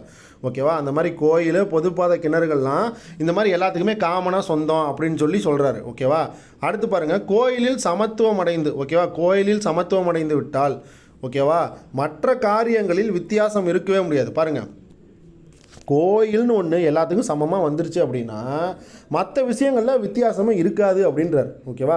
ஏன்னா கோயிலுன்றது எல்லோரும் வந்து போகிற இடம், அதில் வந்து உயர் ஜாதி தாழ்ந்த ஜாதிலாம் பார்க்கக்கூடாதுன்றார். சரியா. கோயிலுன்றது எல்லாமே வந்துருச்சு, எல்லாருமே வந்துட்டோம் அப்படின்னா மற்ற காரியங்கள் எதுவாக இருந்தாலும் வந்து பார்த்திங்கன்னா அதில் வித்தியாசம் வந்து காட்ட முடியாதுன்றார். அதனால் கோயில்கள் வந்து பார்த்திங்கன்னா பிரவேசித்து நாம் செய்யும் ஒவ்வொரு முயற்சியும் சாதி வித்தியாசத்தை ஒழிக்கச் செய்யும் முயற்சியை ஒளிய வேறில்லை அப்படின்னு சொல்லி குடியரசு இதழில் எழுதுகிறார். 1929 அக்டோபர் 27 வந்து பார்த்தீங்க அப்படின்னா குடியரசு இதழில் எழுதுகிறார். என்ன எழுதுகிறாரு? கோயிலை பிரவேசித்து நாம் செய்யும் ஒவ்வொரு முயற்சியும் சாதி வித்தியாசத்தை ஒழிக்க செய்யும் முயற்சியை ஒழிய வேறில்லை அப்படின்னு சொல்லி இந்த டயலாக்கை குடியரசு இதழில் எழுதுகிறாரு. அடுத்து பாருங்கள். பெரியார் வந்து வைக்கம் சத்தியாகிரகத்தை வெற்றிகரமாக வந்து முடிச்சுட்டு வைக்கம் வீரராக ஈரோடு திரும்பினார். பாருங்கள், வைக்கம் சத்தியாகிரகத்தை முடிச்சிடுறார். ஓகேவா. முடிச்சுட்டு என்னவா திரும்புகிறாரு? வைக்கம் வீரன் அப்படின்ற ஒரு பேரோடு திரும்புகிறாரு. அப்போ வந்து பார்த்தீங்கன்னா ஈரோடு தேவஸ்தான கமிட்டி தலைவராக இருக்கிறார். ஓகேவா. அப்போ வந்து பெரியார் என்ன பண்ணுறாரு? ஈரோடு தேவஸ்தான கமிட்டி தலைவராக இருக்கிறாரு. ஒரு நாள் பெரியார் வந்து ஊரில் இல்லாதப்ப பொன்னம்பலம், முத்துசாமி, ஈஸ்வரன் ஆகியோர் அலுவலகத்தில் வேலை பார்த்து வந்த ஆதி திராவிடரை விபூதி பூச சொல்லி கோயிலுக்குள் அழைத்து சென்றனர். பாருங்கள், அப்போ வந்து பார்த்தீங்க அப்படின்னா இந்த மாதிரி விபூதி பூச சொல்லி கோயிலுக்குள்ளே அழைச்சி போகிறாங்க. யார்? பெரியார் ஊரில் இல்லாதப்ப பொன்னம்பலம், முத்துசாமி, ஈஸ்வரன் ஆகியோர் அலுவலகத்தில் வேலை பார்த்து வந்து ஆதி திராவிடர். பாருங்கள், ஒருத்தர் அலுவலகத்தில் வந்து வேலை பார்த்துட்டு வந்திருக்கிறாரு. அவர் வந்து ஆதி திராவிடர். ஓகேவா. அவரை பிடிச்சிட்டு இந்த மாதிரி கோயிலுக்குள்ளே போய் இந்த மாதிரி சொல்கிறாரு. இந்த மாதிரி வந்து வந்து இந்த மாதிரி வந்து விபூதி பூசிட்டு போவா அப்படின்னு சொல்கிறாரு. யார் 3 பேர் சொல்கிறாங்க? அந்த பொன்னம்பலம், அந்த முத்துசாமி, ஈஸ்வரன், இவங்க 3 பேர் வந்து பார்த்தீங்கன்னா ஒருத்தனை பிடிச்சி இழுத்துட்டு வராங்க. ஓகேவா. ஒரு ஆதி திராவிடம் பிடிச்சி இழுத்துட்டு வந்து இந்த மாதிரி கோயிலுக்குள்ளே வந்து இந்த மாதிரி விபூதி இட்டுக்கோ அப்படின்னு சொல்கிறாங்க. ஓகேவா. அப்போ அங்கிருந்த உயர் சாதி பக்தர்கள் வந்து கூச்சல் போடுறாங்க. டேய், நீலாம் வரக்கூடாதுடா, நீலாம் வந்து உயர் ஜாதி இல்லை அப்படின்னு சொல்லி அங்கே இருக்கிறவங்களாம் கூச்சல் போட்டதோடு இல்லாமல் அவர்கள் கோயிலுக்குள் சென்ற பின் வெளியே கதவை பூட்டி விட்டனர். பாருங்கள், அவங்க வந்து 3 பேரும் அந்த ஆதி திராவிடனை கூட்டிகிட்டு கோயிலுக்கு போகிறாங்கல்ல. போனதுக்கப்புறம் மற்றவங்களாம் என்ன பண்ணுறாங்க? கோயிலை பூட்டி வந்துட்டு போயிடுறாங்க. ஓகேவா. வெளிக்கதவை வந்து பூட்டி போடுறாங்க. ஓகேவா. அது மட்டும் இல்லாமல் கோயிலுக்குள் நுழைந்தோருக்கு எதிராக வழக்கும் தொடர்றாங்க. ஓகேவா. என்ன சொல்கிறாங்க? கோயிலுக்குள்ளே பூந்தாங்கல்ல, அந்த கோயிலுக்குள்ளே 4 பேர் போனாங்கல்ல, அதாவது 3 பேர் போயிருப்பாங்க. பொன்னம்பலம், அதுக்கப்புறம் சாமிமுத்து, ஈஸ்வரன், இவங்க 3 பேரும் அந்த அலுவலகத்தில் வேலை பார்த்துட்டு இருந்த அந்த ஆதி திராவிடனை கூட்டிகிட்டு 3 பேரும் மொத்தம் 4 பேர் கோயிலுக்குள்ளே போயிட்டாங்க. அப்படி போனவங்களுக்கு எதிராக வழக்கு போடுறாங்க. ஓகேவா. அப்படி போனவங்க எதிராக வழக்கு போடுறாங்க. ஆனால் இறுதியில் உயர்நீதிமன்றத்தில் அந்த வழக்கு வந்து பார்த்திங்கன்னா தள்ளுபடி செஞ்சிடறாங்க. ஓகேவா. நீங்கள் சொல்கிறதெல்லாம் நாங்களாம் வந்து இந்த மாதிரி ஏற்றுட்டு இருக்க மாட்டோம் அப்படின்னு சொல்லி வழக்கை வந்து தள்ளுபடி பண்ணிடுறாங்க. ஓகேவா. அடுத்து பாருங்கள் பெண் விடுதலைக்காக என்ன சொல்லியிருக்காருன்னு பாருங்கள். கற்பை பற்றி சொல்லியிருக்காரு. ஓகேவா. பெண் விடுதலைக்கு ஆண்களை போன்ற பெண்களுக்கும் தடையாக உள்ளதாக கூறினார். பாருங்கள், பெண் விடுதலைக்கு ஆண்களை போன்ற பெண்களும் தடையாக உள்ளதாக கூறினார் பெரியார். ஆண்மை என்ற அகம்பாவத்தில் ஆண்கள் பெண்களை அடக்கி ஆள்கின்றனர்னு சொல்கிறார். ஓகேவா. ஆண்மை என்ற அகம்பாவத்தில் ஆண்கள் வந்து பெண்களை வந்து ரொம்ப அடக்கி ஆள்றாங்க. அதே மாதிரி ஆண்கள் இன்றி பிள்ளை பெற்றுக்கொள்ள முடியாது என்ற பெண்கள் நினைக்கிறாங்க. பாருங்கள், அதே மாதிரி பெண்கள் என்ன நினைக்கிறாங்கன்னா, ஆண்கள் இல்லை அப்படின்னா நம்ம பிள்ளைங்கள்லாம் வந்து பெற்றுக்க முடியாது, குழந்தைங்களை பெற்றுக்க முடியாதுன்னு சொல்லி அவங்களும் நினைக்கிறாங்க பெண்கள்லாம். ஓகேவா. எனவே உண்மையான பெண்கள் வந்து விடுதலைக்கு பிள்ளை பெறும் தொல்லை அடியோடு ஒளிந்து போக வேண்டும் அப்படின்னு சொல்லி குடியரசில் வந்து எழுதுறாரு. ஓகேவா. குடியரசில் என்ன எழுதுறாரு, உண்மையான பெண்கள் வந்து என்ன நினைக்கணும் அப்படின்னா, விடுதலைக்கு பிள்ளை பெறும் தொல்லை அடியோடு ஒளிந்து போகட்டும் அப்படின்னு சொல்லி எழுதுறாரு. எதில்? ஆகஸ்ட் 12 குடியரசு மாத இதழில் எழுதுறாரு. எந்த இயர்னா 1928. ஓகேவா. 28 ஆகஸ்ட் 12 வந்து பார்த்திங்கன்னா பெண்களுக்கு வந்து பார்த்திங்க அப்படின்னா விடுதலைக்கு வந்து பார்த்திங்கன்னா பிள்ளை பெறும் தொல்லை அடியோடு ஒளிஞ்சு போகட்டும் அப்படின்னு சொல்லி எழுதுறாரு. அடுத்து பாருங்கள், பெண்கள் வந்து பார்த்திங்க அப்படின்னா பிள்ளை பெறும் இயந்திரங்களாக கருதப்படுவதால் தான் அவர்கள் மிருகங்களை விட கேவலமாக நடத்தப்படுகிறாருன்னு சொல்கிறார். பாருங்கள், பெண்கள் வந்து பிள்ளை பெற்றுக்கிற வெறும் மிஷின் தான் அப்படின்னு சொல்லி சொல்கிறாரு. ஓகேவா. அப்படின்னு வந்து ஆண்கள் வந்து நினைக்கிறாங்க. அதனால தான் அந்த பெண்களை வந்து மிருகங்களோட கேவலமாக நடத்துகிறாங்க அப்படின்னு சொல்லி அவர் சொல்கிறார். ஓகேவா. அதே மாதிரி கற்பு என்பது பெண்களுக்கு மட்டும்தான் என்று கூறி ஆண்கள் வந்து தப்பிக்கிறாங்க அப்படின்னு சொல்லி சொல்கிறாங்க. ஓகேவா. ஆனால் கற்பு என்பது இருபாலருக்கும் பொதுவானது என்று பிரச்சாரம் செய்தார் பெரியார். ஓகேவா. கற்பு அப்படின்றது பெண்களுக்கு மட்டும் அப்படின்ற மாதிரிலாம் கிடையாது, கற்புன்றது 2 பேத்துக்குமே உண்டு அப்படின்னு சொல்லி சொல்கிறாரு. பெண் மக்களை இன்று ஆண்கள் நடத்தும் மாதிரியானது மேல் சாதிக்காரன் கீழ் சாதிக்காரனை நடத்துவதை விட, பணக்காரன் ஏழையை நடத்துவதை விட, எஜமான் அடிமையை நடத்துவதை விட மோசமானதாகவும் சொல்கிறார். ஓகேவா. அதாவது இப்போ இருக்கிறவங்க வந்து பார்த்தீங்க அப்படின்னா பெண் மக்களை, ஓகேவா, இப்போ இருக்கக்கூடிய பெண்களை வந்து ஆண் மக்கள் வந்து எப்படி நடத்துகிறாங்க அப்படின்னா, மேல் ஜாதிக்காரன் கீழ் ஜாதிக்காரனை எப்படி நடத்துகிறானோ அந்த மாதிரி நடத்துகிறீங்க. அதே மாதிரி பணக்காரன் வந்து ஏழையை நடத்துகிறான்ல அந்த மாதிரி நடத்துகிறீங்க. எஜமான் வந்து அவனோட அடிமையை நடத்துவான்ல அதை விட பார்த்தீங்க அப்படின்னா மோசமாக வந்து நடத்துகிறீங்க அப்படின்னு சொல்லி சொல்கிறாங்க. ஓகேவா. பணக்காரன் ஏழையை நடத்துகிறத விட மோசமாக நடத்துகிறீங்க. அதே மாதிரி இந்த மாதிரி மேல் ஜாதிக்காரன் கீழ் ஜாதிக்காரனை வந்து நடத்துகிறான்ல அதையும் விட மோசமாக நடத்துகிறீங்க. அதே மாதிரி எஜமானோட அடிமை இருக்காங்கல்ல, எஜமான் வந்து ஒரு அடிமை எப்படி நடத்துவான் அதையும் விட மோசமாக நடத்துகிறீங்க அப்படின்னு சொல்லி சொல்கிறாங்க. ஓகேவா. பாருங்கள், அடுத்து பாருங்கள். ஆண் வந்து பார்த்தீங்க அப்படின்னா எத்தனை பெண்களை வேண்டுமானாலும் ஆசை நாயகிகளாக வைத்துக்கொள்ளலாம். ஆனால் பெண் மட்டும் பார்த்தீங்கன்னா பத்தினியாக இருக்க வேண்டும் என்பதை மிகவும் அநீதியும் அக்கிரமும் கொண்ட காரியமாக கருதினா பெரியார். பாருங்கள், ஆண்கள் மட்டும் பார்த்தீங்கன்னா எத்தனை பெண்கள் மேலே வேணால் ஆசைப்படலாமா, ஆனால் பெண்கள் மட்டும் பார்த்தீங்க அப்படின்னா பத்தினின்ற பேரில் வந்து பார்த்தீங்க அப்படின்னா அநீதியும் அக்கிரமும் கொண்ட காரியமாக நீங்கள் வந்து கருதுறீங்க அப்படின்னு சொல்லி பெரியார் வந்து சொல்கிறார். ஓகேவா. இதற்கு என்ன மாற்று அப்படின்னு சொல்லி யோசிக்கும்போது, ஆண்கள் 2 வைப்பாட்டிகளை வைத்து கொண்டால் பெண்கள் 3 ஆசை நாயர்களை வைத்துக்கொள்ள முயற்பட வேண்டும். பாருங்க என்னமா சொல்றாரு பாருங்க. ஆண்கள் வந்து 2 வைப்பாட்டி வந்து வச்சுக்கிட்டா பெண்கள் வந்து 3 ஆசை நாயகர்களை வந்து பார்த்தீங்கன்னா வச்சுக்கணும் அப்படின்னு சொல்லி சொல்றாரு. ஓகேவா. அங்கே பாருங்க, 3 நாயகர்களை வைத்துக்கொள்ள முயற்பட வேண்டும் சொல்லி சொல்றாரு. ஓகேவா.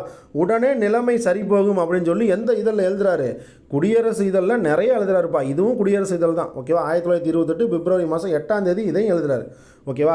இப்போ ஆண்கள் வந்து 2 வப்பாட்டி வச்சுக்கிட்டாங்க அப்படின்னா பெண்கள் வந்து பார்த்தீங்க அப்படின்னா ஆசை நாயர்கள்லாம் வந்து 3 பேர்த்த வச்சுக்கணும் அப்படின்னு சொல்லி சொல்கிறாங்க. ஓகேவா. 3 பேர்த்த வந்து வயிற்றுக்கொள்ள, ஓகேவா, 3 ஆசை நாயர்களை வயிற்றுக்கொள்ள முற்பட வேண்டும் சொல்கிறாங்க. ஓகேவா. அப்படி இருந்தால் தான் வந்து இந்த நிலைமை உடனே சரிப்பட்டு போகும்னு சொல்கிறார். சரியா. அடுத்து பாருங்கள், சொத்துரிமை. ஓகேவா. பாருங்கள், சொத்துரிமை பெண்ணடிமை காரணங்களில் முக்கியமானது அவங்களுக்கு சொத்துரிமை இல்லாததான்னு சொல்கிறார். ஓகேவா. இதெல்லாம் வந்து பார்த்தீங்கன்னா தமிழ் புக்கில் இருக்கும். ஓகேவா. ஸ்கூல் புக்கில் தமிழ் புக்கில் பெரியாரை பற்றி படிக்கும்போது இந்த ஒரு பாயிண்ட் வரும் பழைய புக்கில். ஓகேவா. அடுத்து பாருங்கள், பணம் சம்பாதிக்கும் ஆண் அவன் சேர்த்து வைக்கும் சொத்து ஆகியவை அவனது ஆண் வாரிசுக்கு தான் என்று ஒருதலை சார்பாக விதி வகுத்து விட்டால். பாருங்கள், இப்போ பணம் சம்பாதிக்கிற ஆண் வந்து அவன் எவ்வளோ பணம் சம்பாதிச்சாலும் பின்னாடி அது வந்து அது பையனுக்கு தான், பிள்ளைக்கெல்லாம் கிடையாது அப்படின்னு சொல்லி அதை வந்து ஒரு விதியாகவே வந்து இந்தமாரி சொல்லிட்டாங்க. ஓகேவா.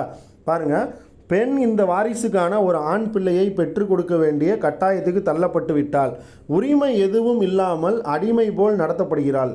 இந்த இழிநிலையிலிருந்து பெண்கள் விடுபட வேண்டும். இதற்காக பெண்கள் ஆண்களை நம்பி பயனில்லை. எனவே பெண்களே முன் வந்து கிளர்ச்சி செய்ய வேண்டும்னு சொல்கிறாரு. அதுவும் போராடணும், பிரச்சாரம்லாம் செய்யணும் அப்படின்னு சொல்கிறாரு. சொத்துரிமை இல்லாமல் தான் பெண்ணுரிமை மறுக்கப்படுகிறது என்ற உண்மையை பெண்கள் உணர வேண்டும்ன்றார். பாருங்கள் எவ்வளோ சொல்கிறாரு பாருங்கள். சொத்துரிமை வந்து இல்லாததுனால தான் வந்து பார்த்திங்க அப்படின்னா பெண்களோட உரிமை வந்து பாதிக்கப்படுது. அதை வந்து பெண்கள் வந்து உணரணும். ஆனால் நீங்கள் மட்டும் பெண்கள் மட்டும் பார்த்தீங்க அப்படின்னா கட்டாயமாக ஒரு குழந்தை, அதுவும் ஆண் வாரிசு தான் பெற்றுக்கிடுவோம் அப்படின்னு சொல்லி அந்த நிலைக்கு வந்து நீங்கள் வந்து தள்ளப்படுறீங்க. அதனால் அதுக்கு எதிராக வந்து பார்த்திங்கன்னா பெண்களாக இந்தமாரி வந்து கிளர்ச்சி செய்யணும் அப்படின்னு சொல்லி அவர் சொல்கிறார். ஓகேவா? அடுத்து பாருங்கள்.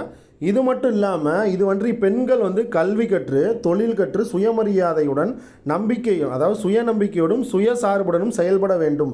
அப்போ தான் பெண்கள் சுதந்திரமாக வாழ்க்கையை நடத்த முடியும் அப்படின்னு பெரியார் சொல்கிறார். ஓகேவா?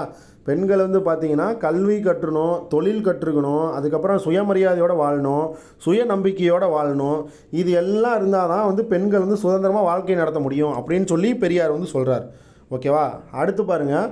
பாலிய விவாகம். ஓகேவா? பாலிய விவாகம் அல்லது பெண்களை இளம் வயதிலே திருமணம் செய்து கொடுப்பதை வன்மையாக கண்டித்தார் பெரியார். பாருங்கள், அந்த புக்கில் கொடுத்துருப்பான், சிற்றில் விதைத்து சிறு பிள்ளை விளையாடும் அப்படின்னு சொல்லிட்டு ஒரு டயலாக் மாதிரி ஒன்று கொடுத்துருப்பான். ஓகேவா? அது வந்து குழந்தை திருமணத்தை பற்றி சொல்லியிருப்பாங்க அதில். ஓகேவா? பெரியோர் செய்யும் வேதனை விளையாட்டு அப்படின்ற மாதிரி அதில் வரும். சரியா? சரி பாருங்கள். சனாதன பிராமணர்கள் பாலிய விவகாரத்துக்கு ஆதரவாக இருந்தனர். பாருங்கள், சனாதன பிராமணர்கள்னால் அந்த இந்துக்கள் மாதிரி. சரியா? இந்துக்கள் எப்படி நம்ம அந்த சாமியெலாம் கும்பிட்டுட்டு சாமி மேலே ஒரே ஒரு பக்தியாக இருப்பாங்க. அதனால் அந்த சனாதன பிராமணர்கள் பாலிய விவகாரத்துக்கு ஆதரவாக இருந்தாங்க. பாருங்கள், பாலிய விவகாரத்துக்கு வந்து பார்த்திங்கன்னா ஆதரவாக இருக்கிறாங்க. சென்னை சட்டசபையில் வந்து இளம் வயது விவாக விலக்கு மசோதா விவாதிக்கப்பட்ட போது தமிழ்நாட்டு பிராமண பிரதிநிதியான MK ஆச்சாரியா பாலிய விவாகம் விட்டால், ஓகேவா, பாலிய விவாகம் இல்லாவிட்டால் உண்மையான கற்பு சாத்தியமில்லைன்றார். பாருங்கள், தமிழ்நாட்டு பிராமணர் பிரதிநிதி ஒருத்தர் இருக்கிறார், MK ஆச்சாரியா ஒரு பேர். அவர் என்ன சொல்கிறாருன்னா, பாலிய விவாகமே இல்லை அப்படின்னா உண்மையான கற்பு சாத்தியமே கிடையாது அப்படின்றார். இப்போ பாலிய விவாகம் வந்து பார்த்திங்கன்னா இருக்கணும் அப்படின்ற மாதிரி இதுக்கு அர்த்தம். சரியா? பாலிய விவாகமே இல்லை அப்படின்னா இந்த மாதிரி உண்மையான கற்பு சாத்தியம் கிடையாதுன்றார். பெண்களின் வாழ்க்கை நாசமடைந்து போகுன்றார். பாருங்கள், பெண்களோட வாழ்க்கை நாசமாக போயிடும் அப்படின்றார். ஓகேவா? அடுத்து பாருங்கள். குடும்ப வாழ்க்கை துக்கமாகி சதா ஆபத்துக்குள்ளாகி இருக்கும். பாருங்கள், குடும்ப வாழ்க்கையும் வந்து பார்த்திங்கன்னா அந்தமாரி துக்கமாகி போயிடும் அப்படின்றாரு. பாலிய விவாகம் இருந்தாலொழிய வாழ்க்கையில் உண்மை ஒழுக்கம் ஏற்படுவது அசாத்தியம். பாருங்கள், பாலிய விவாகம் மட்டும் இருந்தால் பத்தாது, வாழ்க்கையில் உண்மையான ஒழுக்கமும் வந்து ஏற்படணும், அது கொஞ்சம் அசாத்தியம்தான் அப்படின்னு வாதிடுறாரு 1926. ஓகேவா? ஆச்சாரியரோட இந்த சட்டசபை பேச்சு மனம் துணிந்து சொன்ன அயோக்கியத்தனமான வார்த்தைகளாகும் என்று சாடினார் பெரியார். ஆமாம், ஏன்னா அந்த மாதிரி தானே இருக்குது. ஓகேவா? எப்படி இருக்குது?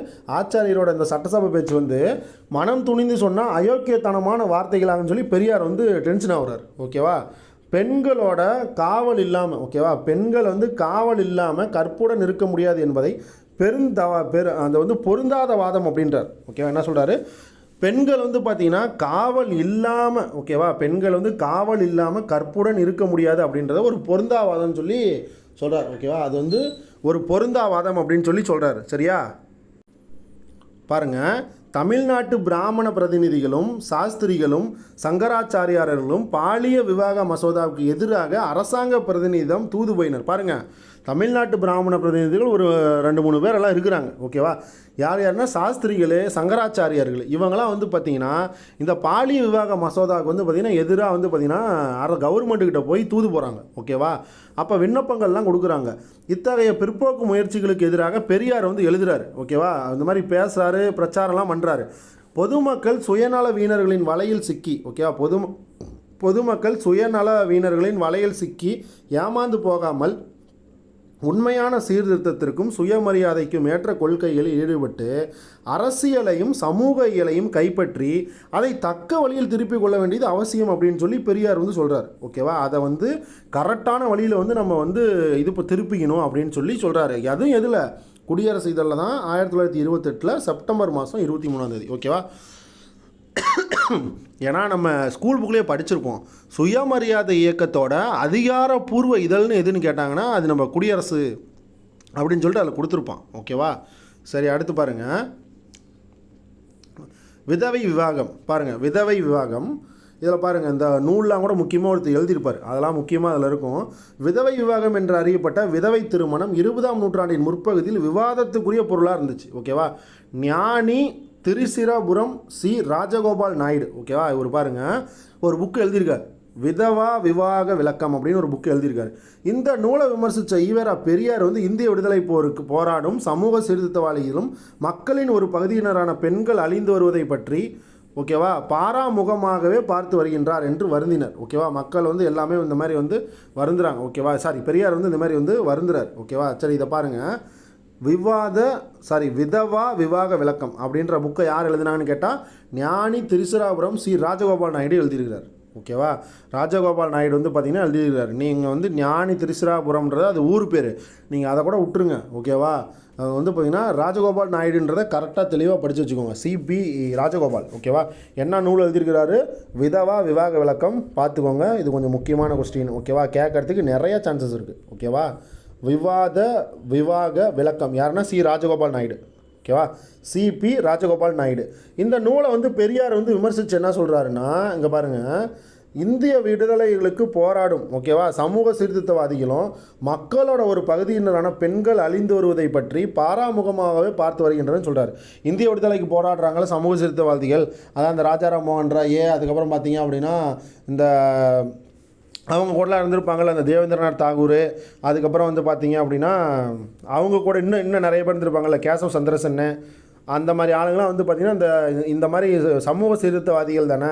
இவங்களாம் மக்களோட ஒரு பகுதியிலான பெண்கள் வந்து அழிஞ்சு வருவதை பற்றி அவங்களாம் கவலையே இல்லாமல் இருக்கிறாங்க, அதை பார்த்துக்கிட்டே வராங்கன்னு சொல்லி வருந்துறாரு. ஓகேவா, மனைவி இறந்தவுடன் மறுமணம் புரிந்து கொள்ள வேண்டும் என்று துடிக்கும் ஆண் கிழவன் பெண் கணவனை இழந்துவிட்டால் ஆயுட்காலம் முழுவதும் இயற்கை உணர்வுகளை அடக்கி கொண்டு மனம் நொந்து மடிய வேண்டியது என்ன நியாயம் என்று பாருங்கள். இப்போ வந்து ஒய்ஃபு மனைவி இறந்துட்டாங்க அப்படின்னா மறுமணம் உடனே வந்து செஞ்சுக்கணும்னு சொல்லி ஒரு ஆண் கிழவன் பார்த்தீங்கன்னா துடிக்கிறான். ஓகேவா, ஆண் கிழவன் வந்து துடிக்கிறான். அப்போ பெண்ணு வந்து பார்த்திங்கன்னா கணவனை இழந்துட்டா அப்படின்னா அவங்க மட்டும் பார்த்திங்கன்னா ஆயுட்காலம் முழுவதும் அந்த இயற்கை அந்த உணர்வுகள் எல்லாத்தையுமே அடக்கிக்கிட்டு மனம் நொந்து எப்படி அவங்க வந்து சாகலாம், இது வந்து எப்படி வந்து நியாயம் அப்படின்னு சொல்லி கேட்குறாரு. ஓகேவா, இது அநீதியான பாரபட்சம் மிக்க கொடுமைகளை காரியம். ஓகேவா, கொடுமையான காரியம்னு சொல்லி இந்த மாதிரி கண்டிக்கிறார். ஓகேவா, இந்த பெண்கள் வந்து இப்படி இயற்கை உணர்வுகளை கட்டுப்படுத்திட்டு இருக்கிறத இது வந்து ஒரு அநீதியான பாரபட்சம் மிக்க ஒரு கொடுமையான காரியம் அப்படின்னு சொல்லி சொல்கிறார். சரியா, அடுத்து பாருங்கள்.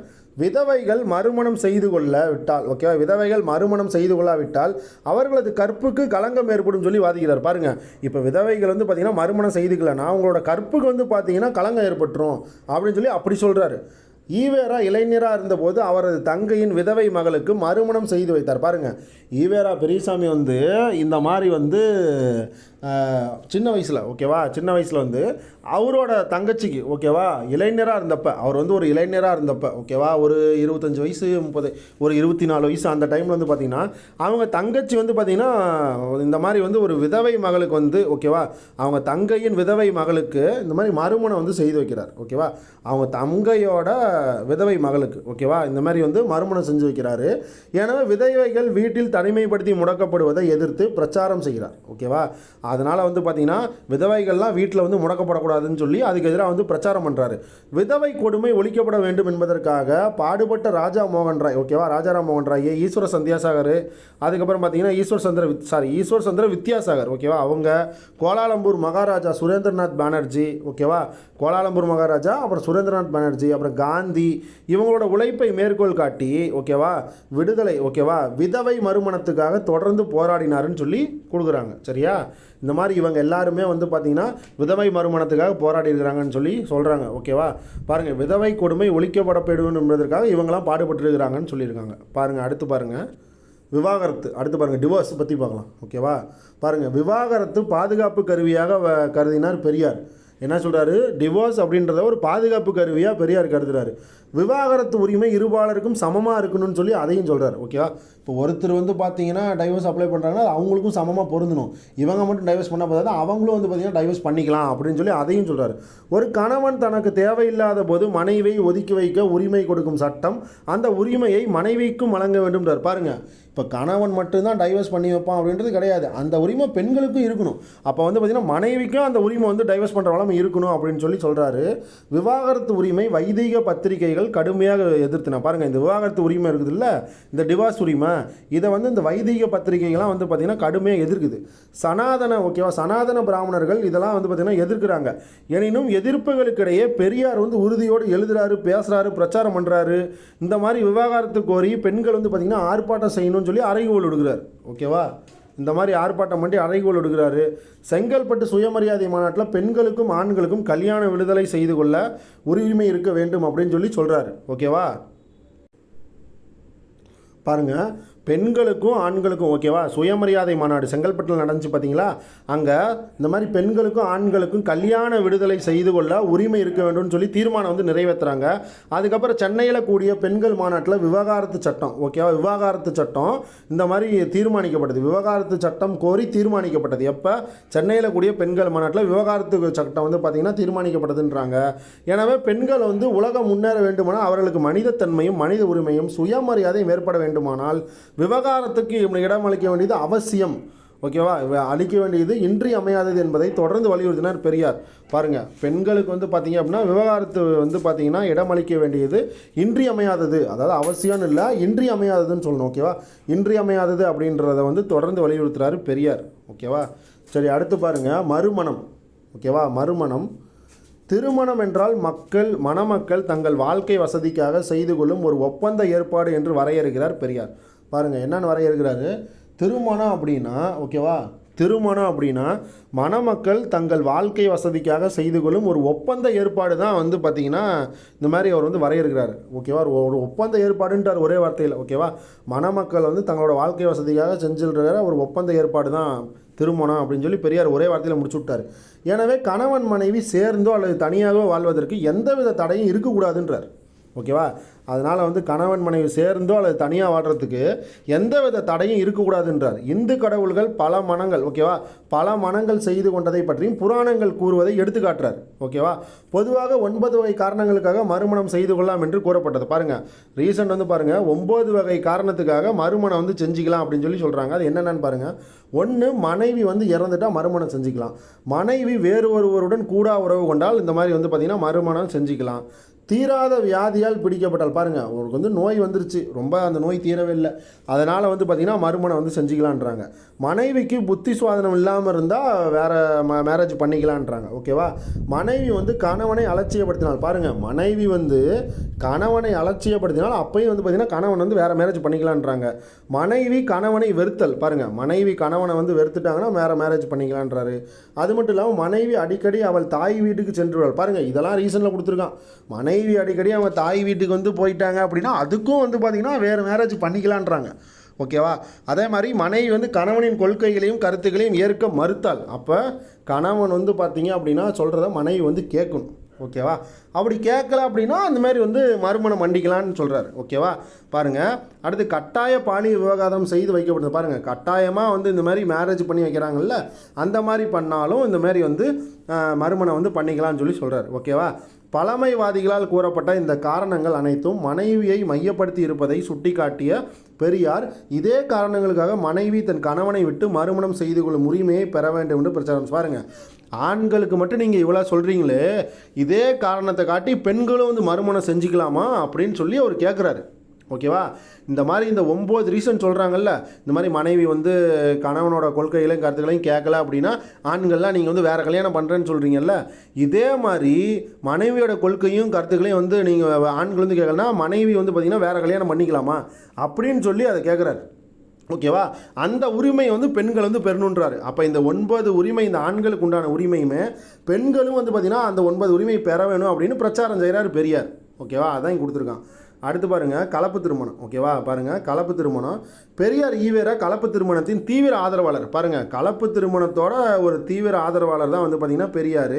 அவர் வந்து பார்த்திங்கன்னா சாதி ஒழிவதற்காக, ஓகேவா, சாதி ஒழிவதற்காக ஒவ்வொருவனும் தம் சாதியில் திருமணம் செய்து கொள்ளக்கூடாது அப்படின்னு சொல்லி ஒரு சட்டம் ஏற்றணும்னு சொல்லி சொல்கிறார். ஓகேவா, பாருங்கள், ஒவ்வொருவரும் அவரோட சாதியிலேயே அவங்க சாதியிலேயே வந்து திருமணம் செய்து கொள்ளக்கூடாது என்று ஒரு சட்டம் இயற்ற வேண்டும் என்ற கோரிக்கையை அவர் ஏற்கவில்லை. பாருங்கள், பெரியார் வந்து இந்த மாதிரி வந்து இந்த கொள்கையை வந்து ஏற்கவில்லை. எந்த கொள்கை அப்படின்னா, இப்போ ஒருத்தர் சாதிக்காரங்க அப்படின்னா அவங்க சாதியிலேயே தான் கல்யாணம் பண்ணும். இப்போ வந்து எப்படி சொல்கிறது, இப்போ நாயக்கர் ஃபேமிலி இருக்காங்கன்னா அவங்க இந்த நாயக்கர் ஃபேமிலி சாதிக்குள்ளேயே தான் அவங்க வந்து கல்யாணம் பண்ணணும் அப்படின்னு சொல்லி சொல்கிறது வந்து பார்த்திங்க அப்படின்னா அந்த சட்டம் வந்து அப்படிலாம் கிடையாது. அந்த மாதிரி சட்ட கோரிக்கையை வந்து பார்த்திங்கன்னா நான் வந்து ஏற்றுக்க மாட்டேன் அப்படின்னு சொல்லி பெரியார் சொல்கிறார். ஓகேவா?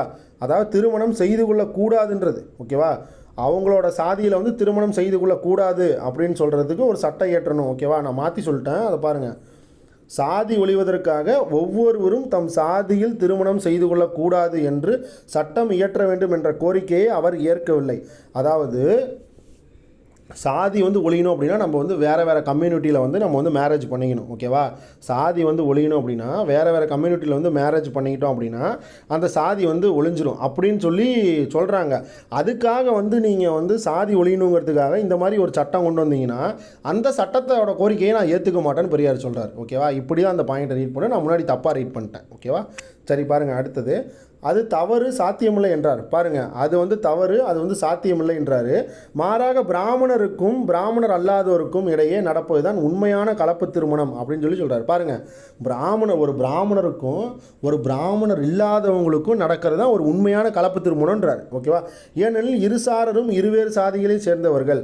அதே போன்று ஒருவர் திருமணமே ஆகாமல் இருந்தால் திருமணம் ஆகாமல் இருக்கும் பெண்ணை மணந்து கொள்ளலாம். அதே போன்று ஒருவர் திருமணமாகி மனைவி இறந்துவிட்டால் மறுமணம் செய்து கொள்வதை போன்று அதே நிலையில் உள்ள விதவை பெண்களை கலப்பு திருமணம் செய்து கொள்ளான்றார். பாருங்க, ஒரு முறை கெட்ட பெண் அதே நிலையில் உள்ள ஆணை திருமணம் செய்து கொள்ளில் தவறில்லைன்றார் பெரியார். ஓகேவா? இதெல்லாம் பாருங்க. அடுத்து பாருங்க, இந்த கருத்தை வலியுறுத்த இந்து சாஸ்திர புராணங்களிலிருந்து பல உதாரணங்களை வந்து எடுத்து காட்டுறார். ஓகேவா? அடுத்து பாருங்க, கர்ப்பத்தடை. ஓகேவா? கர்ப்பத்தடை பெண் விடுதலைக்கு கர்ப்பத்தடையாக இருக்கக்கூடாதுன்றார். ஓகேவா?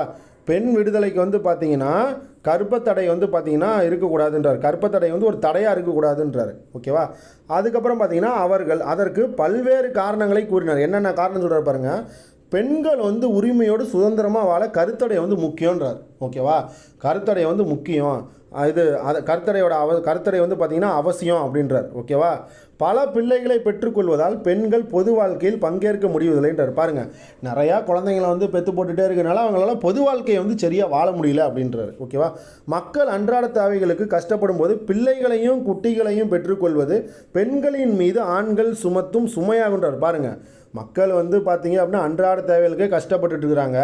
அந்த டைமில் வந்து பார்த்தீங்க அப்படின்னா பிள்ளை குட்டிங்களை வந்து பெற்றுக்கிறது வந்து பெண்கள் மீது ஆண்கள் சுமத்தும் ஒரு சுமை தான் அப்படின்னு சொல்லி அதையும் சொல்கிறார். பெண் விடுதலைக்கு கர்ப்பம் கொடிய வியாதின்றாங்க. பாருங்கள், பெண் விடுதலைக்கு வந்து கர்ப்பப்பை, அந்த கர்ப்பம் இருக்குல்ல, அது வந்து பார்த்தீங்கன்னா ஒரு கொடிய வியாதி தான் அப்படின்னு சொல்லி சொல்கிறார். ஓகேவா? கர்ப்பம் பெண்கள், ஓகேவா, கர்ப்பம் பெண்கள் விரைவில் நோய்வாய்ப்படுவதற்கும் முதுமை அடைவதற்கும் காரணமாக உள்ளது. பாருங்கள், இந்த மாதிரி பெண்கள் வந்து கர்ப்பமாகறாங்கல்ல, அது வந்து பார்த்திங்கன்னா விரைவில் வந்து நோய்வாய்ப்படுறதுக்கும் முதுமை, அதாவது சீக்கிரமாக முதுமை ஏறத்துக்கும் அதான் காரணன்றாங்க. பெண்கள் பிரம்மச்சாரிகள் ஆவதற்கு கர்ப்பம் தடையாக உள்ளதுன்னு அதையும் சொல்கிறார். எனவே பிறக்கும் குழந்தைகளை அரசாங்கமே வளர்த்து கல்வி கொடுத்து அவர்களை மேஜர் ஆக்கி விடலாம் என்ற கருத்தையும் உணர் பெரியார். பாருங்கள், எனவே வந்து குழந்தை பிறந்துச்சு அப்படின்னா அதை வந்து கவர்மெண்ட்டே வந்து இந்த மாதிரி வந்து இது பண்ணிடலாம், மேஜர் ஆக்கிடலாம் அப்படின்னு சொல்லி அதை வந்து சொல்கிறாங்க. ஓகேவா? காப்பக தடைக்கு எதிராக தனியாக ஒரு அமைப்பை ஏற்படுத்தி அதன் மூலம் மக்களிடையே பிரச்சாரம் செய்ய வேண்டியது அவசியன்றார். ஓகேவா? இந்த கர்ப்பத்தடைக்கு எதிராக, ஓகேவா, இந்த கர்ப்பத்தடைக்கு எதிராக வந்து ஒரு அமைப்பு வந்து ஏற்படுத்தி, ஓகேவா, அந்த கர்ப்பத்தடைக்கு எதிராக ஒரு அமைப்பை வந்து ஏற்படுத்தி அது மூலமாக வந்து பார்த்திங்கன்னா பொதுமக்கள்கிட்ட பிரச்சாரம் வந்து செய்யணும் அப்படின்னு சொல்லி சொல்கிறார். மது விலக்கு பிரச்சாரத்தையும் அதுக்கப்புறம் பார்த்திங்கன்னா தொத்து வியாதிகளை ஒழிக்கும் பிரச்சாரத்தை விட இந்த கர்ப்பத்தடை பிரச்சாரம் தான் ரொம்ப முக்கியமானதுன்னு இந்த குடியரசு இதெல்லாம் 1930 ஏப்ரல் 6 சொல்லியிருக்கார். ஓகேவா? 1930 ஏப்ரல் 6 சொல்லியிருக்கார். ஓகேவா? மது விலக்கு பிரச்சாரத்தையும் அதுக்கப்புறம் இந்த தொத்து வியாதி ஒழிக்கும் பிரச்சாரத்தையும் விட இந்த கர்ப்பத்தடை பிரச்சாரம் தான் ரொம்ப முக்கியம் அப்படின்னு சொல்லி குடியரசு இதெல்லாம் சொல்லியிருக்கார். அடுத்து பாருங்கள், சுயமரியாதை திருமணங்கள். பாருங்கள், சுயமரியாதை திருமணங்கள் இப்போ தான் வரும். ஓகேவா? சுயமரியாதை திருமணங்கள் மாபெரும் சமுதாய மாற்றத்தை ஏற்படுத்தும் என்று உறுதியாக நம்பினார் பெரியார். பாருங்கள், சுயமரியாதை திருமணங்கள் வந்து மாபெரும் சமுதாய மாற்றத்தை ஏற்படுத்தும் சொல்லி நம்புகிறாரு. இதை ஒரு சீரிய சமுதாய சாதனையாக கருதினார் அவர். பாருங்கள், இதை வந்து ஒரு சீரிய சமுதாய காரணமாக கருதுகிறாரு. வைதீக திருமணங்கள் பிராமண புரோகிதர்களால் செய்து வைக்கப்பட்டன. பாருங்கள், இந்த வைதீக திருமணங்கள்லாம் இருக்குதுல்ல, இது வந்து பிராமண புரோகிதர்கள் தான் செய்கிறாங்க. ஓகேவா? புரோகிதர்னால் உங்களுக்கே தெரியும், அந்த ஐயருங்க மாதிரி இருப்பாங்கல்ல, ஐயருங்க, அவங்க தான் அந்த புரோகிதர்கள், மந்திரம்லாம் படிப்பாங்கல்ல, அவங்க தான். சரியா?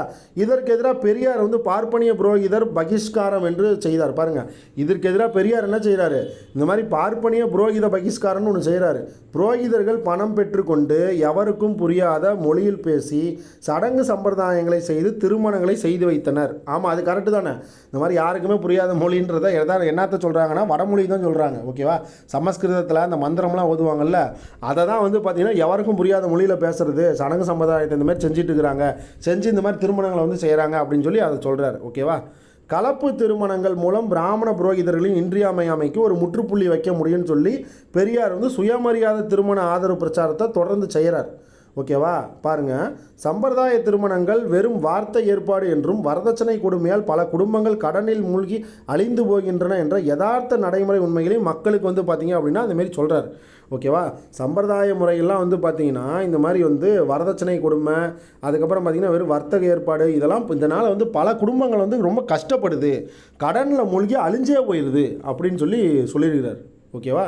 பாருங்கள், அதனால் என்ன பண்ணுறாரு, பல சுயமரியாதை திருமணங்களை முன்னின்று நடத்தி வைக்கிறார். பாருங்கள், நிறையா சுயமரியாதை திருமணங்களை முன்னாடி நின்று நடத்தி வைக்கிறாரு. அதுக்கப்புறம் பார்த்திங்கன்னா பின்னாடி CN அண்ணாதுரை ஆட்சி அப்போ சுயமரியாதை திருமணங்கள் சட்டம்னே ஒன்று கொண்டு வந்துடுறாங்க. ஓகேவா? Self respect marriages legalisation act. ஓகேவா? Legalisation act. ஓகேவா? சுயமரியாதை திருமணங்கள் சட்டம்னே வந்து அண்ணாவோட ஆட்சித்துறை காலத்தில் வந்து பார்த்திங்கன்னா கொண்டு வந்துடுறாங்க. ஓகேவா? பெரியார் அவரது பிரதம சீடர் அண்ணாவை வெகுவாக பாராட்டினார். பாருங்கள், பெரியாரோட சீடர் தான் அண்ணா. அப்போ அண்ணா வந்து பார்த்திங்கன்னா அவர் வந்து பார்த்திங்கன்னா பாராட்டுறார். ஓகேவா? அவரோட சீடரை வந்து பார்த்திங்கன்னா பாராட்டுறார்.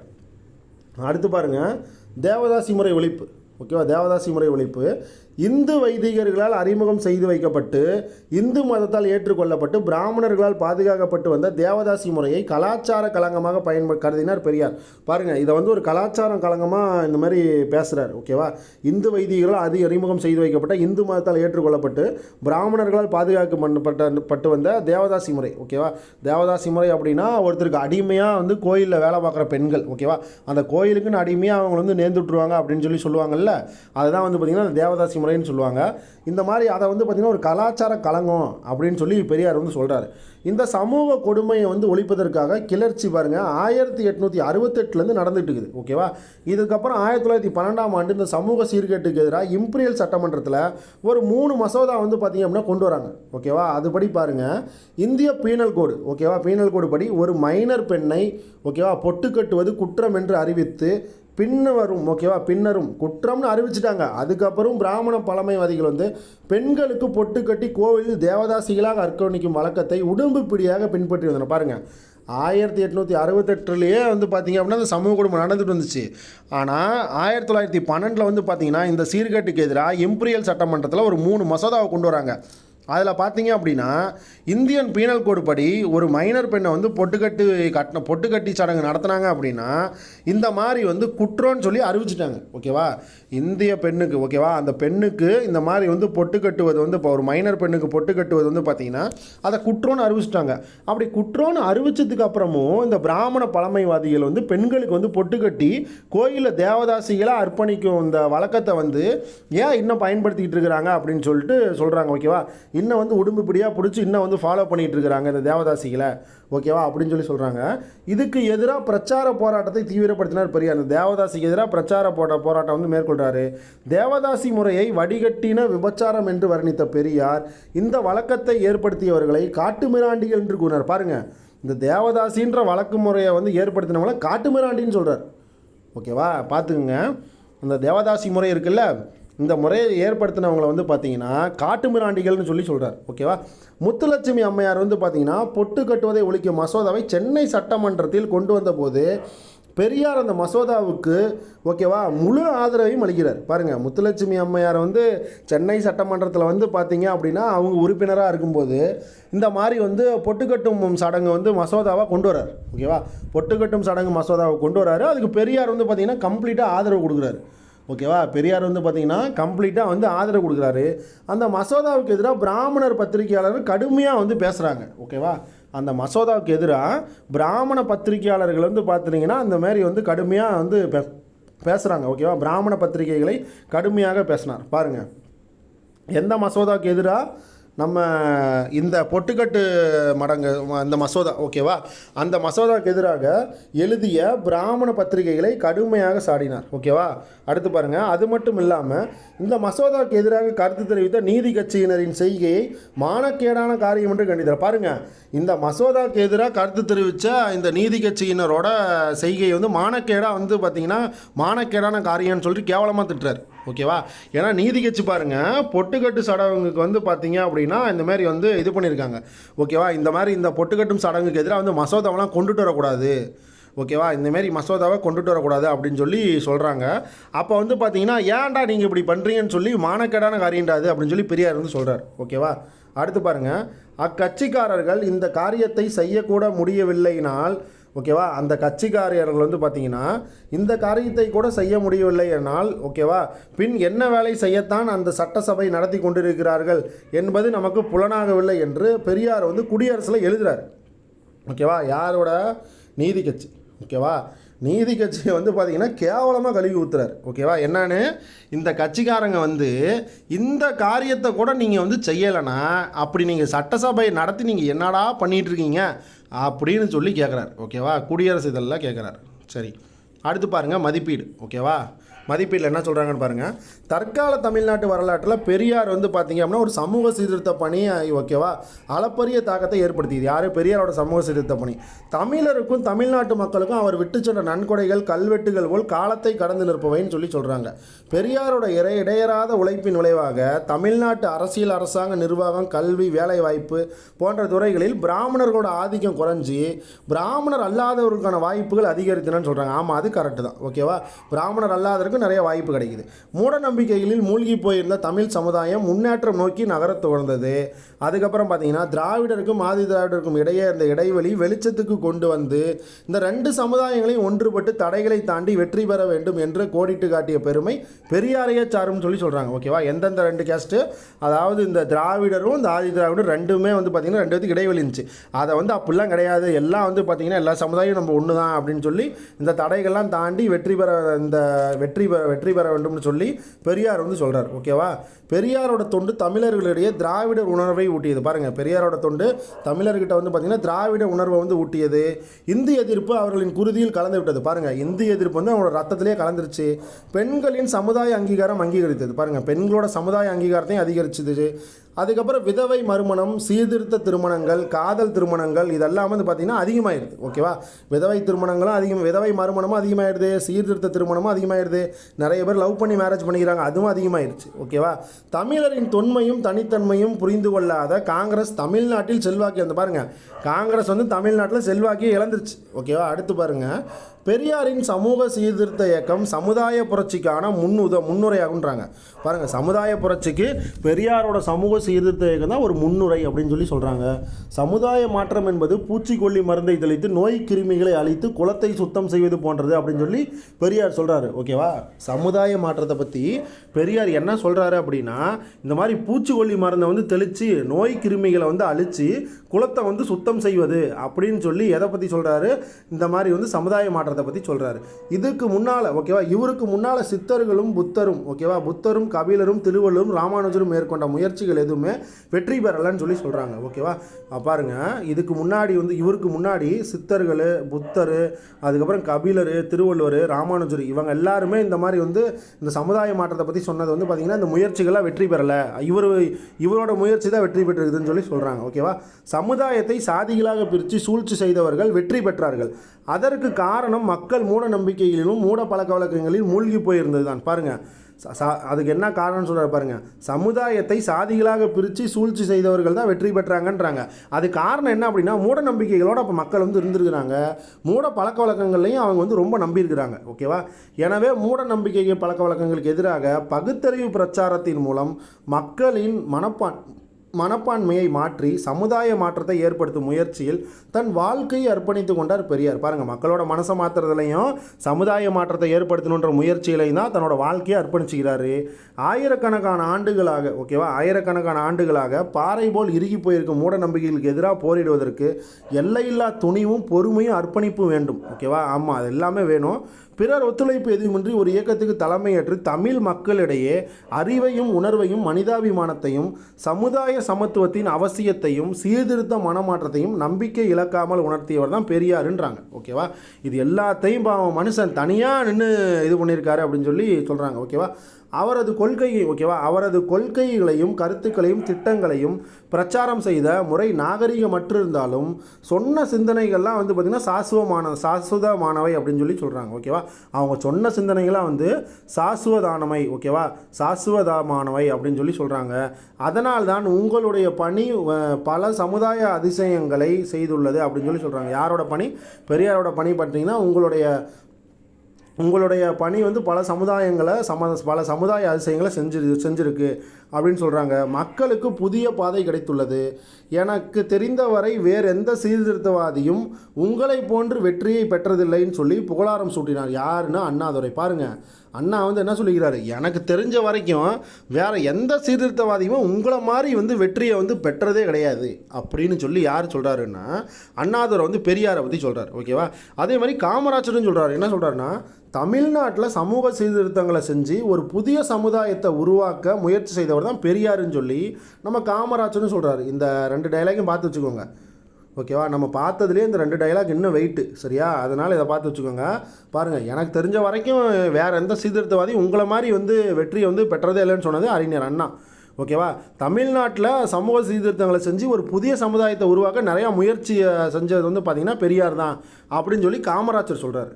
ஓகேவா, அடுத்து பாருங்கள், புத்தருக்கு பின் பெரியாரின் இயக்கமே ஆசியாவின் மிகப்பெரிய மனிதாபிமான நாத்திகன் இயக்கமாகும் சொல்லி கி வீரமணி சொல்கிறார். பாருங்கள், முன்னதான் இந்த கி வீரமணி ஐயாவை பற்றி பார்த்தோம், மறுபடியும் பார்த்தீங்கன்னா அந்த கி வீரமணி வந்துட்டார். ஓகேவா, புத்தருக்கு அப்புறம் பெரியாரோட இயக்கம் தான் ஆசியாவிலேயே மிகப்பெரிய மனிதாபிமான நாத்திக மக்கள் இயக்கம் அப்படின்னு சொன்னது யாருன்னா கி வீரமணி. இந்த நாத்திக மக்கள் இயக்கம் வந்தாலே கி வீரமணியை போட்டுருங்க. சரியா, நாத்திக மக்கள் இயக்கம் வந்தால் கி வீரமணி. ஓகேவா, இதெல்லாம் ஞாபகம் வரணுங்கிறதுக்காக தான் சொல்கிறேன். ஓகேவா, நாத்திக மக்கள் இயக்கம்னா கி வீரமணியை ஞாபகம் வச்சுக்கோங்க. சரியா, சரி, அடுத்து பாருங்கள், சாதனையாளர். இப்போ நம்ம இவ்வளோ தூரம் பார்த்தாச்சு, இப்போ லாஸ்ட்டு ஃபைனல் வந்துட்டோம். ஓகேவா, சாதனையாளர் வந்து பார்த்திங்கன்னா மறைமலை அடிகள். ஓகேவா, மறைமலை அடிகளை பற்றி நீங்கள் கம்ப்ளீட்டாக தெரிஞ்சிருக்கணும். கண்டிப்பாக ஏதாவது ஒரு கொஸ்டின் கேட்பாங்க. ஓகேவா, 1876 1950 வரைக்கும் பார்த்தீங்க அப்படின்னா மறைமலை அடிகளை போட வாழ்ந்த காலம். சரியா, பாருங்கள், சித்தாந்த சித்தர்னு யாரை சொல்கிறாங்கன்னா மறைமலை அடிகளை தான் சொல்கிறாங்க. யாரை சொல்கிறாங்க? சித்தாந்த சித்தர் அப்படின்றது மறைமலை அடிகளை பற்றி சொல்கிறாங்க. பாருங்கள், வேதாச்சலம் 1876 ஜூலை 5 சொக்கநாத பிள்ளைக்கும் சின்னம்மாளுக்கும் மகனாக நாகப்பட்டினம் அருகே உள்ள காடம்பாடியில் பிறந்தார். பாருங்கள், இதை அப்படியே மனப்பாடம் பண்ணிடுங்க. ஓகேவா, நம்ம மறைமலைகளோட இயற்பெயர் என்னது? சுவாமி வேதாச்சலம். நம்ம வந்து ஒரு புக்கில் படிச்சிருப்போம். ஓகேவா, சுவாமி வேதாச்சலம் அப்படின்ட்டு ஒரு புக்கில் படிச்சிருப்போம். காமராஜர் பிறந்த நாளும் இவங்களோட மறைமலை அடிகள் பிறந்த நாளும் ஒரே டேட்டு ஞாபகம் வைங்க, ஜூலை 5. ஓகேவா, ஜூலை 15. காமராஜர் பிறந்தனாலும் ஆக்சுவலாக இதே தான் வரும், மறைமலை அடிகளோட பிறந்தனாலும் இதே தான் வரும். ஓகேவா, அதை பார்த்துக்கோங்க. ஓகேவா, பாருங்கள், 1876 ஜூலை 5. ஓகேவா, சொக்கநாத பிள்ளைக்கும் சின்னம்மாளுக்கும் வந்து மகனாக பிறகுறாரு. எங்கே பிறகுறாரு? நாகப்பட்டினத்து பக்கத்தில் உள்ள காடம்பாடியில் பிறகுறாரு. ஓகேவா, நாகப்பட்டினத்து பக்கத்தில் இருக்க காடம்பாடியில் பிறகுறாரு. இவங்க தந்தை வந்து அகால மரணம் அடைந்ததால் வெஸ்லியன் பள்ளி படிப்பை பாதியிலேயே நிறுத்த வேண்டியது. பாருங்கள், பாவம், இவங்க அப்பா இறந்துட்டனால இவரோட பள்ளி படிப்பை வந்து பார்த்திங்கன்னா பாதியிலே நிறுத்திவிட்றாங்க. ஓகேவா, அவர் வந்து வெஸ்லியன் பள்ளியில் படிச்சுட்டு இருக்கிறாரு, ஆனால் பள்ளி படிப்பு பாதியிலே நிறுத்திவிட்றாங்க. அதுக்கப்புறம் பார்த்தீங்கன்னா சுய முயற்சிகள் தமிழ், சமஸ்கிருதம், ஆங்கில மொழியில் புலமை பெற்றார். பாருங்கள், இவரே வந்து பார்த்திங்கன்னா முயற்சி எடுக்கிறாரு, நானே எப்படியோ ஒன்று படிக்கண்டா அப்படின்னு சொல்லி இவரே வந்து சுயமாக வந்து முயற்சி எடுத்து தமிழ், சமஸ்கிருதம், ஆங்கிலம் எல்லா மொழியும் இந்த 3 மொழியும் வந்து பார்த்திங்கன்னா புலமை பெறுறாரு. சைவ சித்தாந்த சித்தராயிட்டார். கடைசியாக பாருங்கள், சைவ சித்தாந்த சித்தராயிட்டு சுய முன்னேற்றம், சுய உதவி, ஆளுமை வளர்ச்சி இதை பற்றிலாம் எழுதுறாரு. ஓகேவா, சுய முன்னேற்றம், சுய உதவி, ஆளுமை வளர்ச்சியை பற்றி எழுதுறாரு. கவிதை நாடகம் கூட எழுதுறாரு. பாருங்கள், கவிதை நாடகம்லாம் கூட எழுதுறாரு. 100 நூல்களுக்கு மேல் எழுதியுள்ளார். ஓகேவா, பாருங்கள், இவர் கூட வந்து பார்த்தீங்கன்னா 100 நூல்களுக்கு மேலே எழுதியிருக்காரு. யார்? மறைமலை அடிகள். பார்த்துங்க, மறைமலை அடிகள் கூட பார்த்தீங்கன்னா ஒரு 100 நூலுக்கு மேலே எழுதியிருக்காரு. ஓகேவா, நம்ம தமிழ் புக்கில் கூட பார்த்துருப்போம், 11th 12th புக்லேயும் ஏதோ ஒரு புக்கில் மரணத்திற்கு பின் மனிதர்களின் நிலை அப்படின்னு சொல்லிட்டு மறைமலை அடிகள் ஒரு நூல் எழுதியிருப்பாருன்னு சொல்லி ஏதோ ஒரு லைனில் கொடுத்துருப்பான். ஓகேவா, அந்த நிறுத்தற்குறியீடுகள் டாப்பிக்கில் அதை பற்றி சொல்லியிருப்பாங்க. ஓகேவா, சரி பாருங்கள், ஒரே கடவுள் கொள்கை ஓகேவா, ஒன்றே குலம் ஒருவனே தேவன் என்ற ஒரே கடவுள் கொள்கை பற்றி பிரச்சாரம் செய்தார் வேதாச்சலம். பாருங்கள், வேதாச்சலம் என்ன பண்ணுறாரு, ஒன்றே குலம் ஒருவனே தேவன்ற கொள்கையை வந்து பார்த்திங்கன்னா ஃபாலோ பண்ணியிருக்காரு. 1911 சன்னியாசி போல் உடை உடுத்த துவங்கினார். பாருங்கள், 1911 சன்னியாசி மாதிரி வந்து பார்த்திங்கன்னா உடை உடுத்த வந்து தொடங்குறாரு. அவரோட பெயரை சுவாமி வேதாச்சலம் என்று மாற்றிக்கொண்டார். பாருங்கள், ஆல்ரெடி அவரோட இயற்பெயர் வந்து பார்த்திங்கன்னா வேதாச்சலம் தான், அதை வந்து மறுபடியும் சுவாமி வேதாச்சலம்னு மாற்றிக்கிறார். ஓகேவா, அவரோட இயற்பெயர் வந்து வேதாச்சலம் தான் பார்த்தோம், ஆனால் வந்து சுவாமி வேதாச்சலம்னு மாற்றிக்கிறாரு. பொதுநிலை கழகன்ற அமைப்பை ஏற்படுத்துகிறார். ஓகேவா, என்ன கழகம், பொதுநிலை கழகன்ற அமைப்பை ஏற்படுத்தி அதில் வந்து சாதி சமய சித்தாந்த வேறுபாடின்றி ஒரே கடவுள் வழிபாட்டுக்கு ஏற்பாடு செய்கிறார். ஓகேவா, ஒரே கடவுள் வழிபாட்டுக்கு ஏற்பாடு செய்கிறாரு. இவரோட பத்திரிகை பாருங்கள், ஞானசாகரம் என்ற மாத பத்திரிகை மூலம்தான் முற்போக்கு சைவ சித்தாந்த கருத்துக்களை பரப்புகிறார். ஓகேவா, பாருங்கள், முற்போக்கு சைவ சித்தாந்த கருத்துக்களை எந்த பத்திரிகை மூலமாக பரப்புகிறாரு அப்படின்னா இந்த ஞானசாகரம் அப்படின்ற பத்திரிகை மூலமாக தான் வந்து பார்த்திங்கன்னா அந்த முற்போக்கு சைவ சித்தாந்த கருத்துக்களை பரப்புகிறாரு. இந்த ஞானசாகரம் வந்து பார்த்திங்கன்னா மாத பத்திரிகை. ஓகேவா, இந்த ஞானசாகரம் வந்து பார்த்திங்க அப்படின்னா மாத பத்திரிகை. ஓகேவா, வார பத்திரிகைன்னு கூற்றில் வைப்பாங்க, கரெக்டுன்னு போட்டுறாதீங்க. ஓகேவா, இது வந்து மாத பத்திரிகை. சுவாமி வேதாச்சலம் வந்து பார்த்திங்கன்னா சமஸ்கிருதம் கலவாத தனித்தமிழ் இயக்கத்தை துவங்கினார். பாருங்கள், தனித்தமிழ் இயக்கம் அப்படின்னு வந்துட்டாலே உங்களுக்கு வந்து மறைமலை அடிகள் தான் ஞாபகம் வரணும். சரியா, தனித்தமிழ் இயக்கம்னு வந்துட்டாலே மறைமலை அடிகள் தான் நமக்கு ஞாபகம் வரணும்.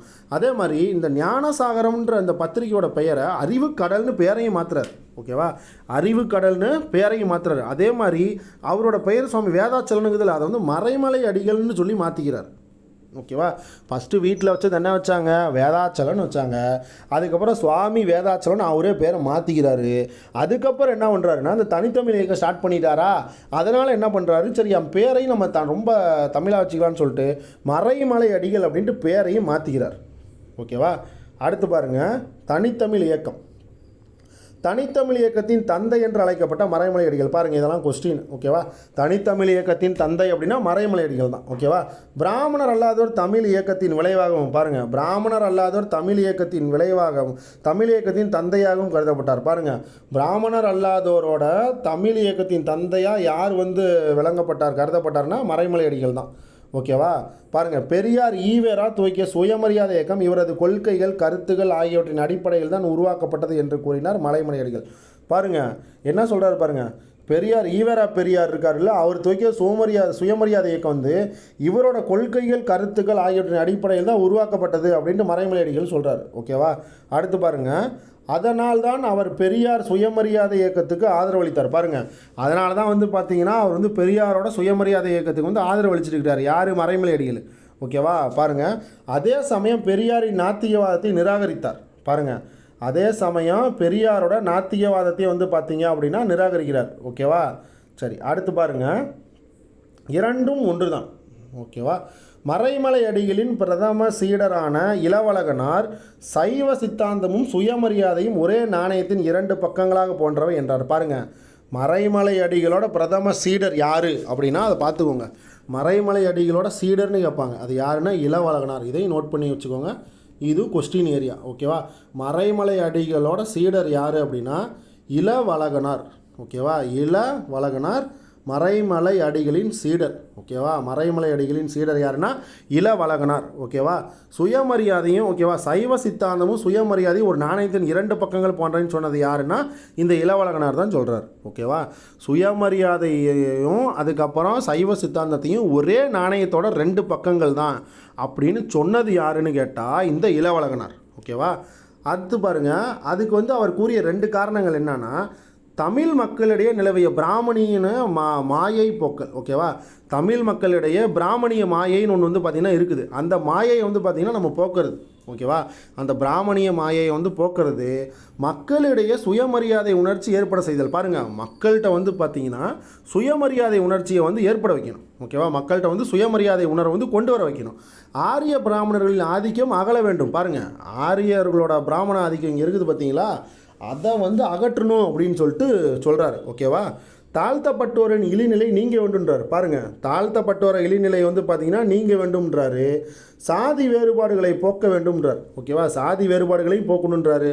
இந்த அஞ்சும் சைவ சித்தாந்த இயக்கத்துக்கும் சுயமரியாதை இயக்கத்துக்கும் பொதுவானன்றார். ஓகேவா, எந்த அஞ்சு, பாருங்கள், தமிழ் மக்களிடையே நிலவிய பிராமணிய மாயை போக்குறது, மக்களிடையே சுயமரியாதை உணர்ச்சி ஏற்பட வைக்கிறது, ஆரியர்களோட பிராமணரோட ஆதிக்கத்தை வந்து அகற்றுறது, தாழ்த்தப்பட்டவரோட இழிநிலையை நீக்க வேண்டும்ன்றது, சாதி வேறுபாடுகளை போக்க வேண்டும்ன்றது. இந்த 5 சைவ சித்தாந்த இயக்கத்துக்கும் சுயமரியாதை இயக்கத்தும் ஒரே பொதுவானது அப்படின்னு சொல்லி சொல்கிறார். அடுத்து பாருங்கள், உண்மையான இயக்கம் அல்ல. ஓகேவா, இது வந்து ஒரு உண்மையான இயக்கம் இல்லைன்றாங்க. என்னன்னு பார்க்கலாம். மறைமலை அடிகள் துவக்கத்தில் பெரியாரின் சுயமரியாதை இயக்கத்தை ஆதரித்த போதிலும் பின்னர் இந்த இயக்கம் உண்மையான இயக்கம் அல்ல என கூறி விலகி கொண்டார். பாருங்கள், மறைமலை இயக்கம் வந்து மறைமலை அடிகளார் வந்து பார்த்திங்கன்னா என்ன பண்ணுறாருன்னா, சுயமரியாதை இயக்கத்தை ஃபஸ்ட்டு ஆதரித்தாங்க. ஓகேவா, அடுத்து பார்த்தீங்க அப்படின்னா அந்த சுயமரியாதை இயக்கம் ஒரு உண்மையான இயக்கமே இல்லை அப்படின்னு சொல்லி வெளியே வந்துடுறாரு. ஓகேவா, சுயமரியாதை இயக்கம் வந்து ஒரு உண்மையான இயக்கமே இல்லைன்னு சொல்லி வெளியே வந்துடுறாரு. அடுத்து பாருங்கள், இது காரணம் பெரியாரோட இயக்கம் வைணவர்களின் கைப்பாவைன்னு சொல்லி மறைமலை அடிகள் சொல்கிறார். ஓகேவா, இது காரணம் என்னன்னா, பெரியாரோட இயக்கம் வந்து வைணவர்களோட கைப்பாவை. பாருங்கள், சைவர்கள் கிடையாது. ஓகேவா, ஏன்னா சைவ சித்தாந்தனா மறைமலை அடிகள் வந்துடுவார். ஓகேவா, அதனால் பிரச்சனை கிடையாது. ஏன்னா இவர் வந்து சுயமரியாதை இயக்கத்தை என்ன சொல்கிறாருன்னா, இந்த மாதிரி வைணவர்களோட கைப்பாவை இயக்கம் அப்படின்னு சொல்லி சொல்கிறாரு. ஓகேவா, அதனால தான் வந்து பார்த்திங்கன்னா அவர் அந்த சுயமரியாதையை விட்டு வெளியே வராரு. ஓகேவா, அதில் பாருங்கள் ஒரு காரணம் சொல்லியிருக்காரு, ஒரு 2-3 காரணம் என்னன்னு பாருங்கள். பெரியாரும் அவரோட சகோதரர்களும் வைணவர்கள்ன்றாங்க. ஓகேவா, பெரியாரும் அவர்களோட சகோதரர்களும் வைணவர்ன்றாங்க. ஓகேவா, இவர்கள் பல சைவர்களை வைணவர்களாக மாற்றி விட்டனர்ன்றார். பாருங்கள், இவங்க வந்து பார்த்திங்கன்னா நிறைய சைவர்களை வந்து வைணவர்களாக மாற்றிட்டாங்க. இவர்களது கூட்டாளிகள் அனைவருமே வைணவர்கள் தான், யாரும் சைவர்கள் கிடையாது. நீதி கட்சி தலைவர்கள் எல்லாமே வைணவர்கள். இவர்கள் அனைவரும் தெலுங்கை தாய்மொழியாக கொண்டவர்கள்ன்றாங்க. ஓகேவா, பாருங்கள், இவங்க எல்லாமே தெலுங்கை தான் தாய்மொழியாக கொண்டவங்க. அதே மாதிரி இவங்க எல்லாமே வைணவர்கள். நீதி கட்சி தலைவர்களும் எல்லாமே வைணவர்கள் தான். இவங்களோட கூட்டாளிகளும் வைணவர்கள். அதே மாதிரி பெரியார் வந்து பல சைவ மதங்களை கொண்டவங்களை வந்து பார்த்திங்க அப்படின்னா வைணவர்களாக மாற்றிட்டார். ஓகேவா, அதுக்கப்புறம் அவங்களோட சகோதரர், ஓகேவா, பெரியாரும் அவரோட சகோதரர்களும் பார்த்திங்கன்னா வைணவர்கள் தான். எல்லாத்தையுமே வைணவர்கள்ன்ட்டார். ஓகேவா, அப்புறம் தெலுங்கு வந்து தாய்மொழியாக பயன்படுத்துகிறாங்கன்ட்டாங்க. அடுத்து பாருங்கள், மனமுள்வேலி. மேற்கண்ட காரணங்களால் மறைமலை அடிகளுக்கும் பெரியாருக்கும் இடையே பெரிய இடைவெளி ஏற்படுது. பாருங்கள், மறைமலை அடிகளுக்கும் நம்ம பெரியாருக்கும் பார்த்திங்கன்னா ஒரு பெருசாக ஒரு பாண்டு வந்து பார்த்திங்கன்னா பிரேக் ஆகுது. ஓகேவா, பெரிய இடைவெளி வருது. அப்போ இவ்விரு தலைவர்களின் கருத்து வேறுபாடுகளும் மோதல்களும் சுயமரியாதை இயக்கத்தின் வேகத்தையும் வீழ்ச்சியும் குறைத்துவிடும் என்பதை உணர்ந்து இருவரும் வேறுபாடுகளை மறந்து சமரசம் செய்து கொண்டனர். பாருங்கள், இந்த 2 தலைவரோட கருத்து வேறுபாடு வந்து ஆணுச்சு அப்படின்னா சுயமரியாதை இயக்கத்தோட வேகமும் வீச்சும் பார்த்திங்கன்னா குறைஞ்சி போயிடும். அதனால் 2 பேர் என்ன பண்ணுறாங்க அப்படின்னா, சரி ஓகே நம்ம சமரசமாக போயிடலாம், நமக்குள்ளே சண்டை வேணான்னு சொல்லி சொல்கிறாங்க. ஓகேவா, எனினும் பெரியாரின் நாத்திகவாதம் 20 மனங்களுக்கிடையே முள்வேலிகளாக இருந்தது. பாருங்கள், பெரியாரோட நாத்திகவாதம் வந்து 2 பேர்த்து மனங்களுக்கும் இடையே முள்வேலியாக இருந்தது. நாத்திகவாதம்னா உங்களுக்கே தெரியும், சாமி கும்பிடாத இருக்கிறது. ஓகேவா, சரி அடுத்து பாருங்கள், பகுத்தறிவை மட்டும் நம்புறது. சரியா, அடுத்து பாருங்கள், மதிப்பீடு. ஓகேவா, மறைமலை அடிகள் மறுமலர்ச்சி சிந்தனையாளர், இலக்கிய படைப்பாளி, சைவ சித்தாந்த சித்தர், பகுத்தறிவாளர். இவரது தனித்தமிழ் இயக்கத்தின் விளைவாக வழக்கத்தில் இருந்த பல சமஸ்கிருத சொற்கள் வழக்கொழிந்து நல்ல எளிய தமிழ் சொற்கள் புழக்கத்திற்கு வந்தன. ஆமாம், அதை நிறையா சொல்லி பார்த்திங்கன்னா தூய தமிழில் வந்திருக்கும். அதே போன்று இவரது ஒரே இறை கொள்கை தற்கால தமிழ்நாட்டு மறுமலர்ச்சியின் அடையாளமாகன்றாங்க. பாருங்கள், இவரோட இறை கொள்கை வந்து பார்த்திங்கன்னா தற்கால தமிழ்நாட்டு மறுமலர்ச்சியோட அடையாளன்றாங்க. மறைமலை அடிகள் பெரியாரின் இந்தி எதிர்ப்பு போராட்டத்தில் பங்கேற்று சிறை சென்றார். இந்த பாயிண்ட் நமக்கே தெரியும், ஸ்கூல் புக்கில் இருக்கும். அது மட்டும் இல்லாமல் பெரியாரின் சுயமரியாதை இயக்கத்தை ஆதரித்த அவர் அதன் உள்நோக்கத்தை அறிந்து வெளியேறியதாக அறிவித்தார். பாருங்கள், பெரியாரோட சுயமரியாதை இயக்கத்தை ஆதரித்த அவர் அதன் உள்நோக்கத்தை அறிஞ்சு வெளியேறியதாக அவர் வந்து அறிவிக்கிறார். ஓகேவா, இருப்பினும் தமிழர் பகுத்தறிவை பெற வேண்டியதன் இன்றியமையாமையை மனசில் கொண்டு மீண்டும் பெரியாரின் பகுத்தறிவு பிரச்சாரத்துக்கு ஆதரவளிக்கிறார். பாருங்கள், மறுபடியும் வந்து பார்த்திங்க அப்படின்னா பெரியாரோட பகுத்தறிவு பிரச்சாரத்துக்கு மறைமலை அடிகள் வந்து பார்த்திங்கன்னா ஆதரவு அளிக்கிறார். ஓகேவா, பாருங்கள், அடுத்து பாருங்கள், நாத்திகமற்ற பகுத்தறிவு நாட்டுக்கு நல்லது என்றார் மறைமலை. பாருங்கள், நாத்திகமற்ற பகுத்தறிவு நாட்டுக்கு நல்லது என்றார் மறைமலை அடிகள். ஓகேவா, அடுத்து பாருங்கள், பகுத்தறிவு. ஓகேவா, பகுத்தறிவற்ற நாத்திகம் மக்கள் முன்னேற்றத்துக்கு ஏற்றதல்ல என்றார் பெரியார். பாருங்கள், பகுத்தறிவற்ற நாத்திகம் மக்கள் முன்னேற்றத்துக்கு ஏற்றதே இல்லை அப்படின்னு சொல்லி பெரியார் சொல்கிறாரு. இருவருமே பகுத்தறிவாளர்கள் தான்றதில் ஐயம் இல்லைன்னு சொல்கிறாங்க. ஓகேவா, 2 பேருமே வந்து பார்த்திங்கன்னா ஒரு பகுத்தறிவாளர்கள் தான் அப்படின்றதுல எந்த ஒரு டவுட்டுமே கிடையாது அப்படின்னு சொல்லி சொல்கிறாங்க. இதோட பார்த்திங்க அப்படின்னா நம்ம சுயமரியாதை இயக்கத்தை ஃபினிஷ் பண்ணியாச்சு. ஓகேவா, நம்ம ஆல்ரெடி ஒரு வீடியோ வந்து போட்டிருக்கோம். ஓகேவா, அந்த வீடியோவோட பார்த்தீங்க அப்படின்னா அது ஃபஸ்ட்டு வீடியோ, அது பார்ட் 1, இது வந்து பார்ட் 2. இது வந்து பார்த்தீங்கன்னா இதோட சுயமரியாதை இயக்கம் முடிஞ்சு போச்சு. ஓகேவா, இதெல்லாம் பார்த்து வச்சுக்கோங்க. மறைமலை அடிகளோட சீடர் யாருன்னா இளவழகனார். இவர் தான் சைவ சித்தாந்தமும் சுயமரியாதையும் ஒரே நாணயத்தோட 2 பக்கங்கள்னு சொல்கிறார். ஓகேவா, இந்த பாயிண்ட்லாம் பார்த்து வச்சுக்கோங்க. தனித்தமிழ் இயக்கத்தின் தந்தை அப்படின்னா மறைமலை அடிகள், அதெல்லாம் பார்த்து வச்சுக்கோங்க. இதுவும் முக்கியம்தான். இதெல்லாம் எல்லாருமே போட்டுருவாங்க, பட் இருந்தாலும் பார்த்து வச்சுக்கோங்க. ஞானசாகரன்ற மாத பத்திரிகையை வந்து பார்த்திங்கன்னா அறிவுக்கடல்னு பெயரை மாற்றுவார். அவரோட பேர் ஃபஸ்ட்டு வேதாச்சலன் இருக்கும், அடுத்து சுவாமி வேதாச்சலன் இருக்கும், அடுத்தது மறைமலை அடிகள்னு மாற்றுவார். இதுவும் பார்த்தோம். ஓகேவா, இவர் எந்த கொள்கையை ஃபாலோ பண்ணுறாருன்னா ஒரே குலம் ஒரே கடவுள். ஓகேவா, ஒருவனே குலம் ஒன்றே குலம் ஒருவனே தேவன். நம்ம திருமூலர் சொன்ன வாக்கு வந்து படி பார்த்தீங்கன்னா கடவுள் கொள்கையை வந்து ஃபாலோ பண்ணுறவர்.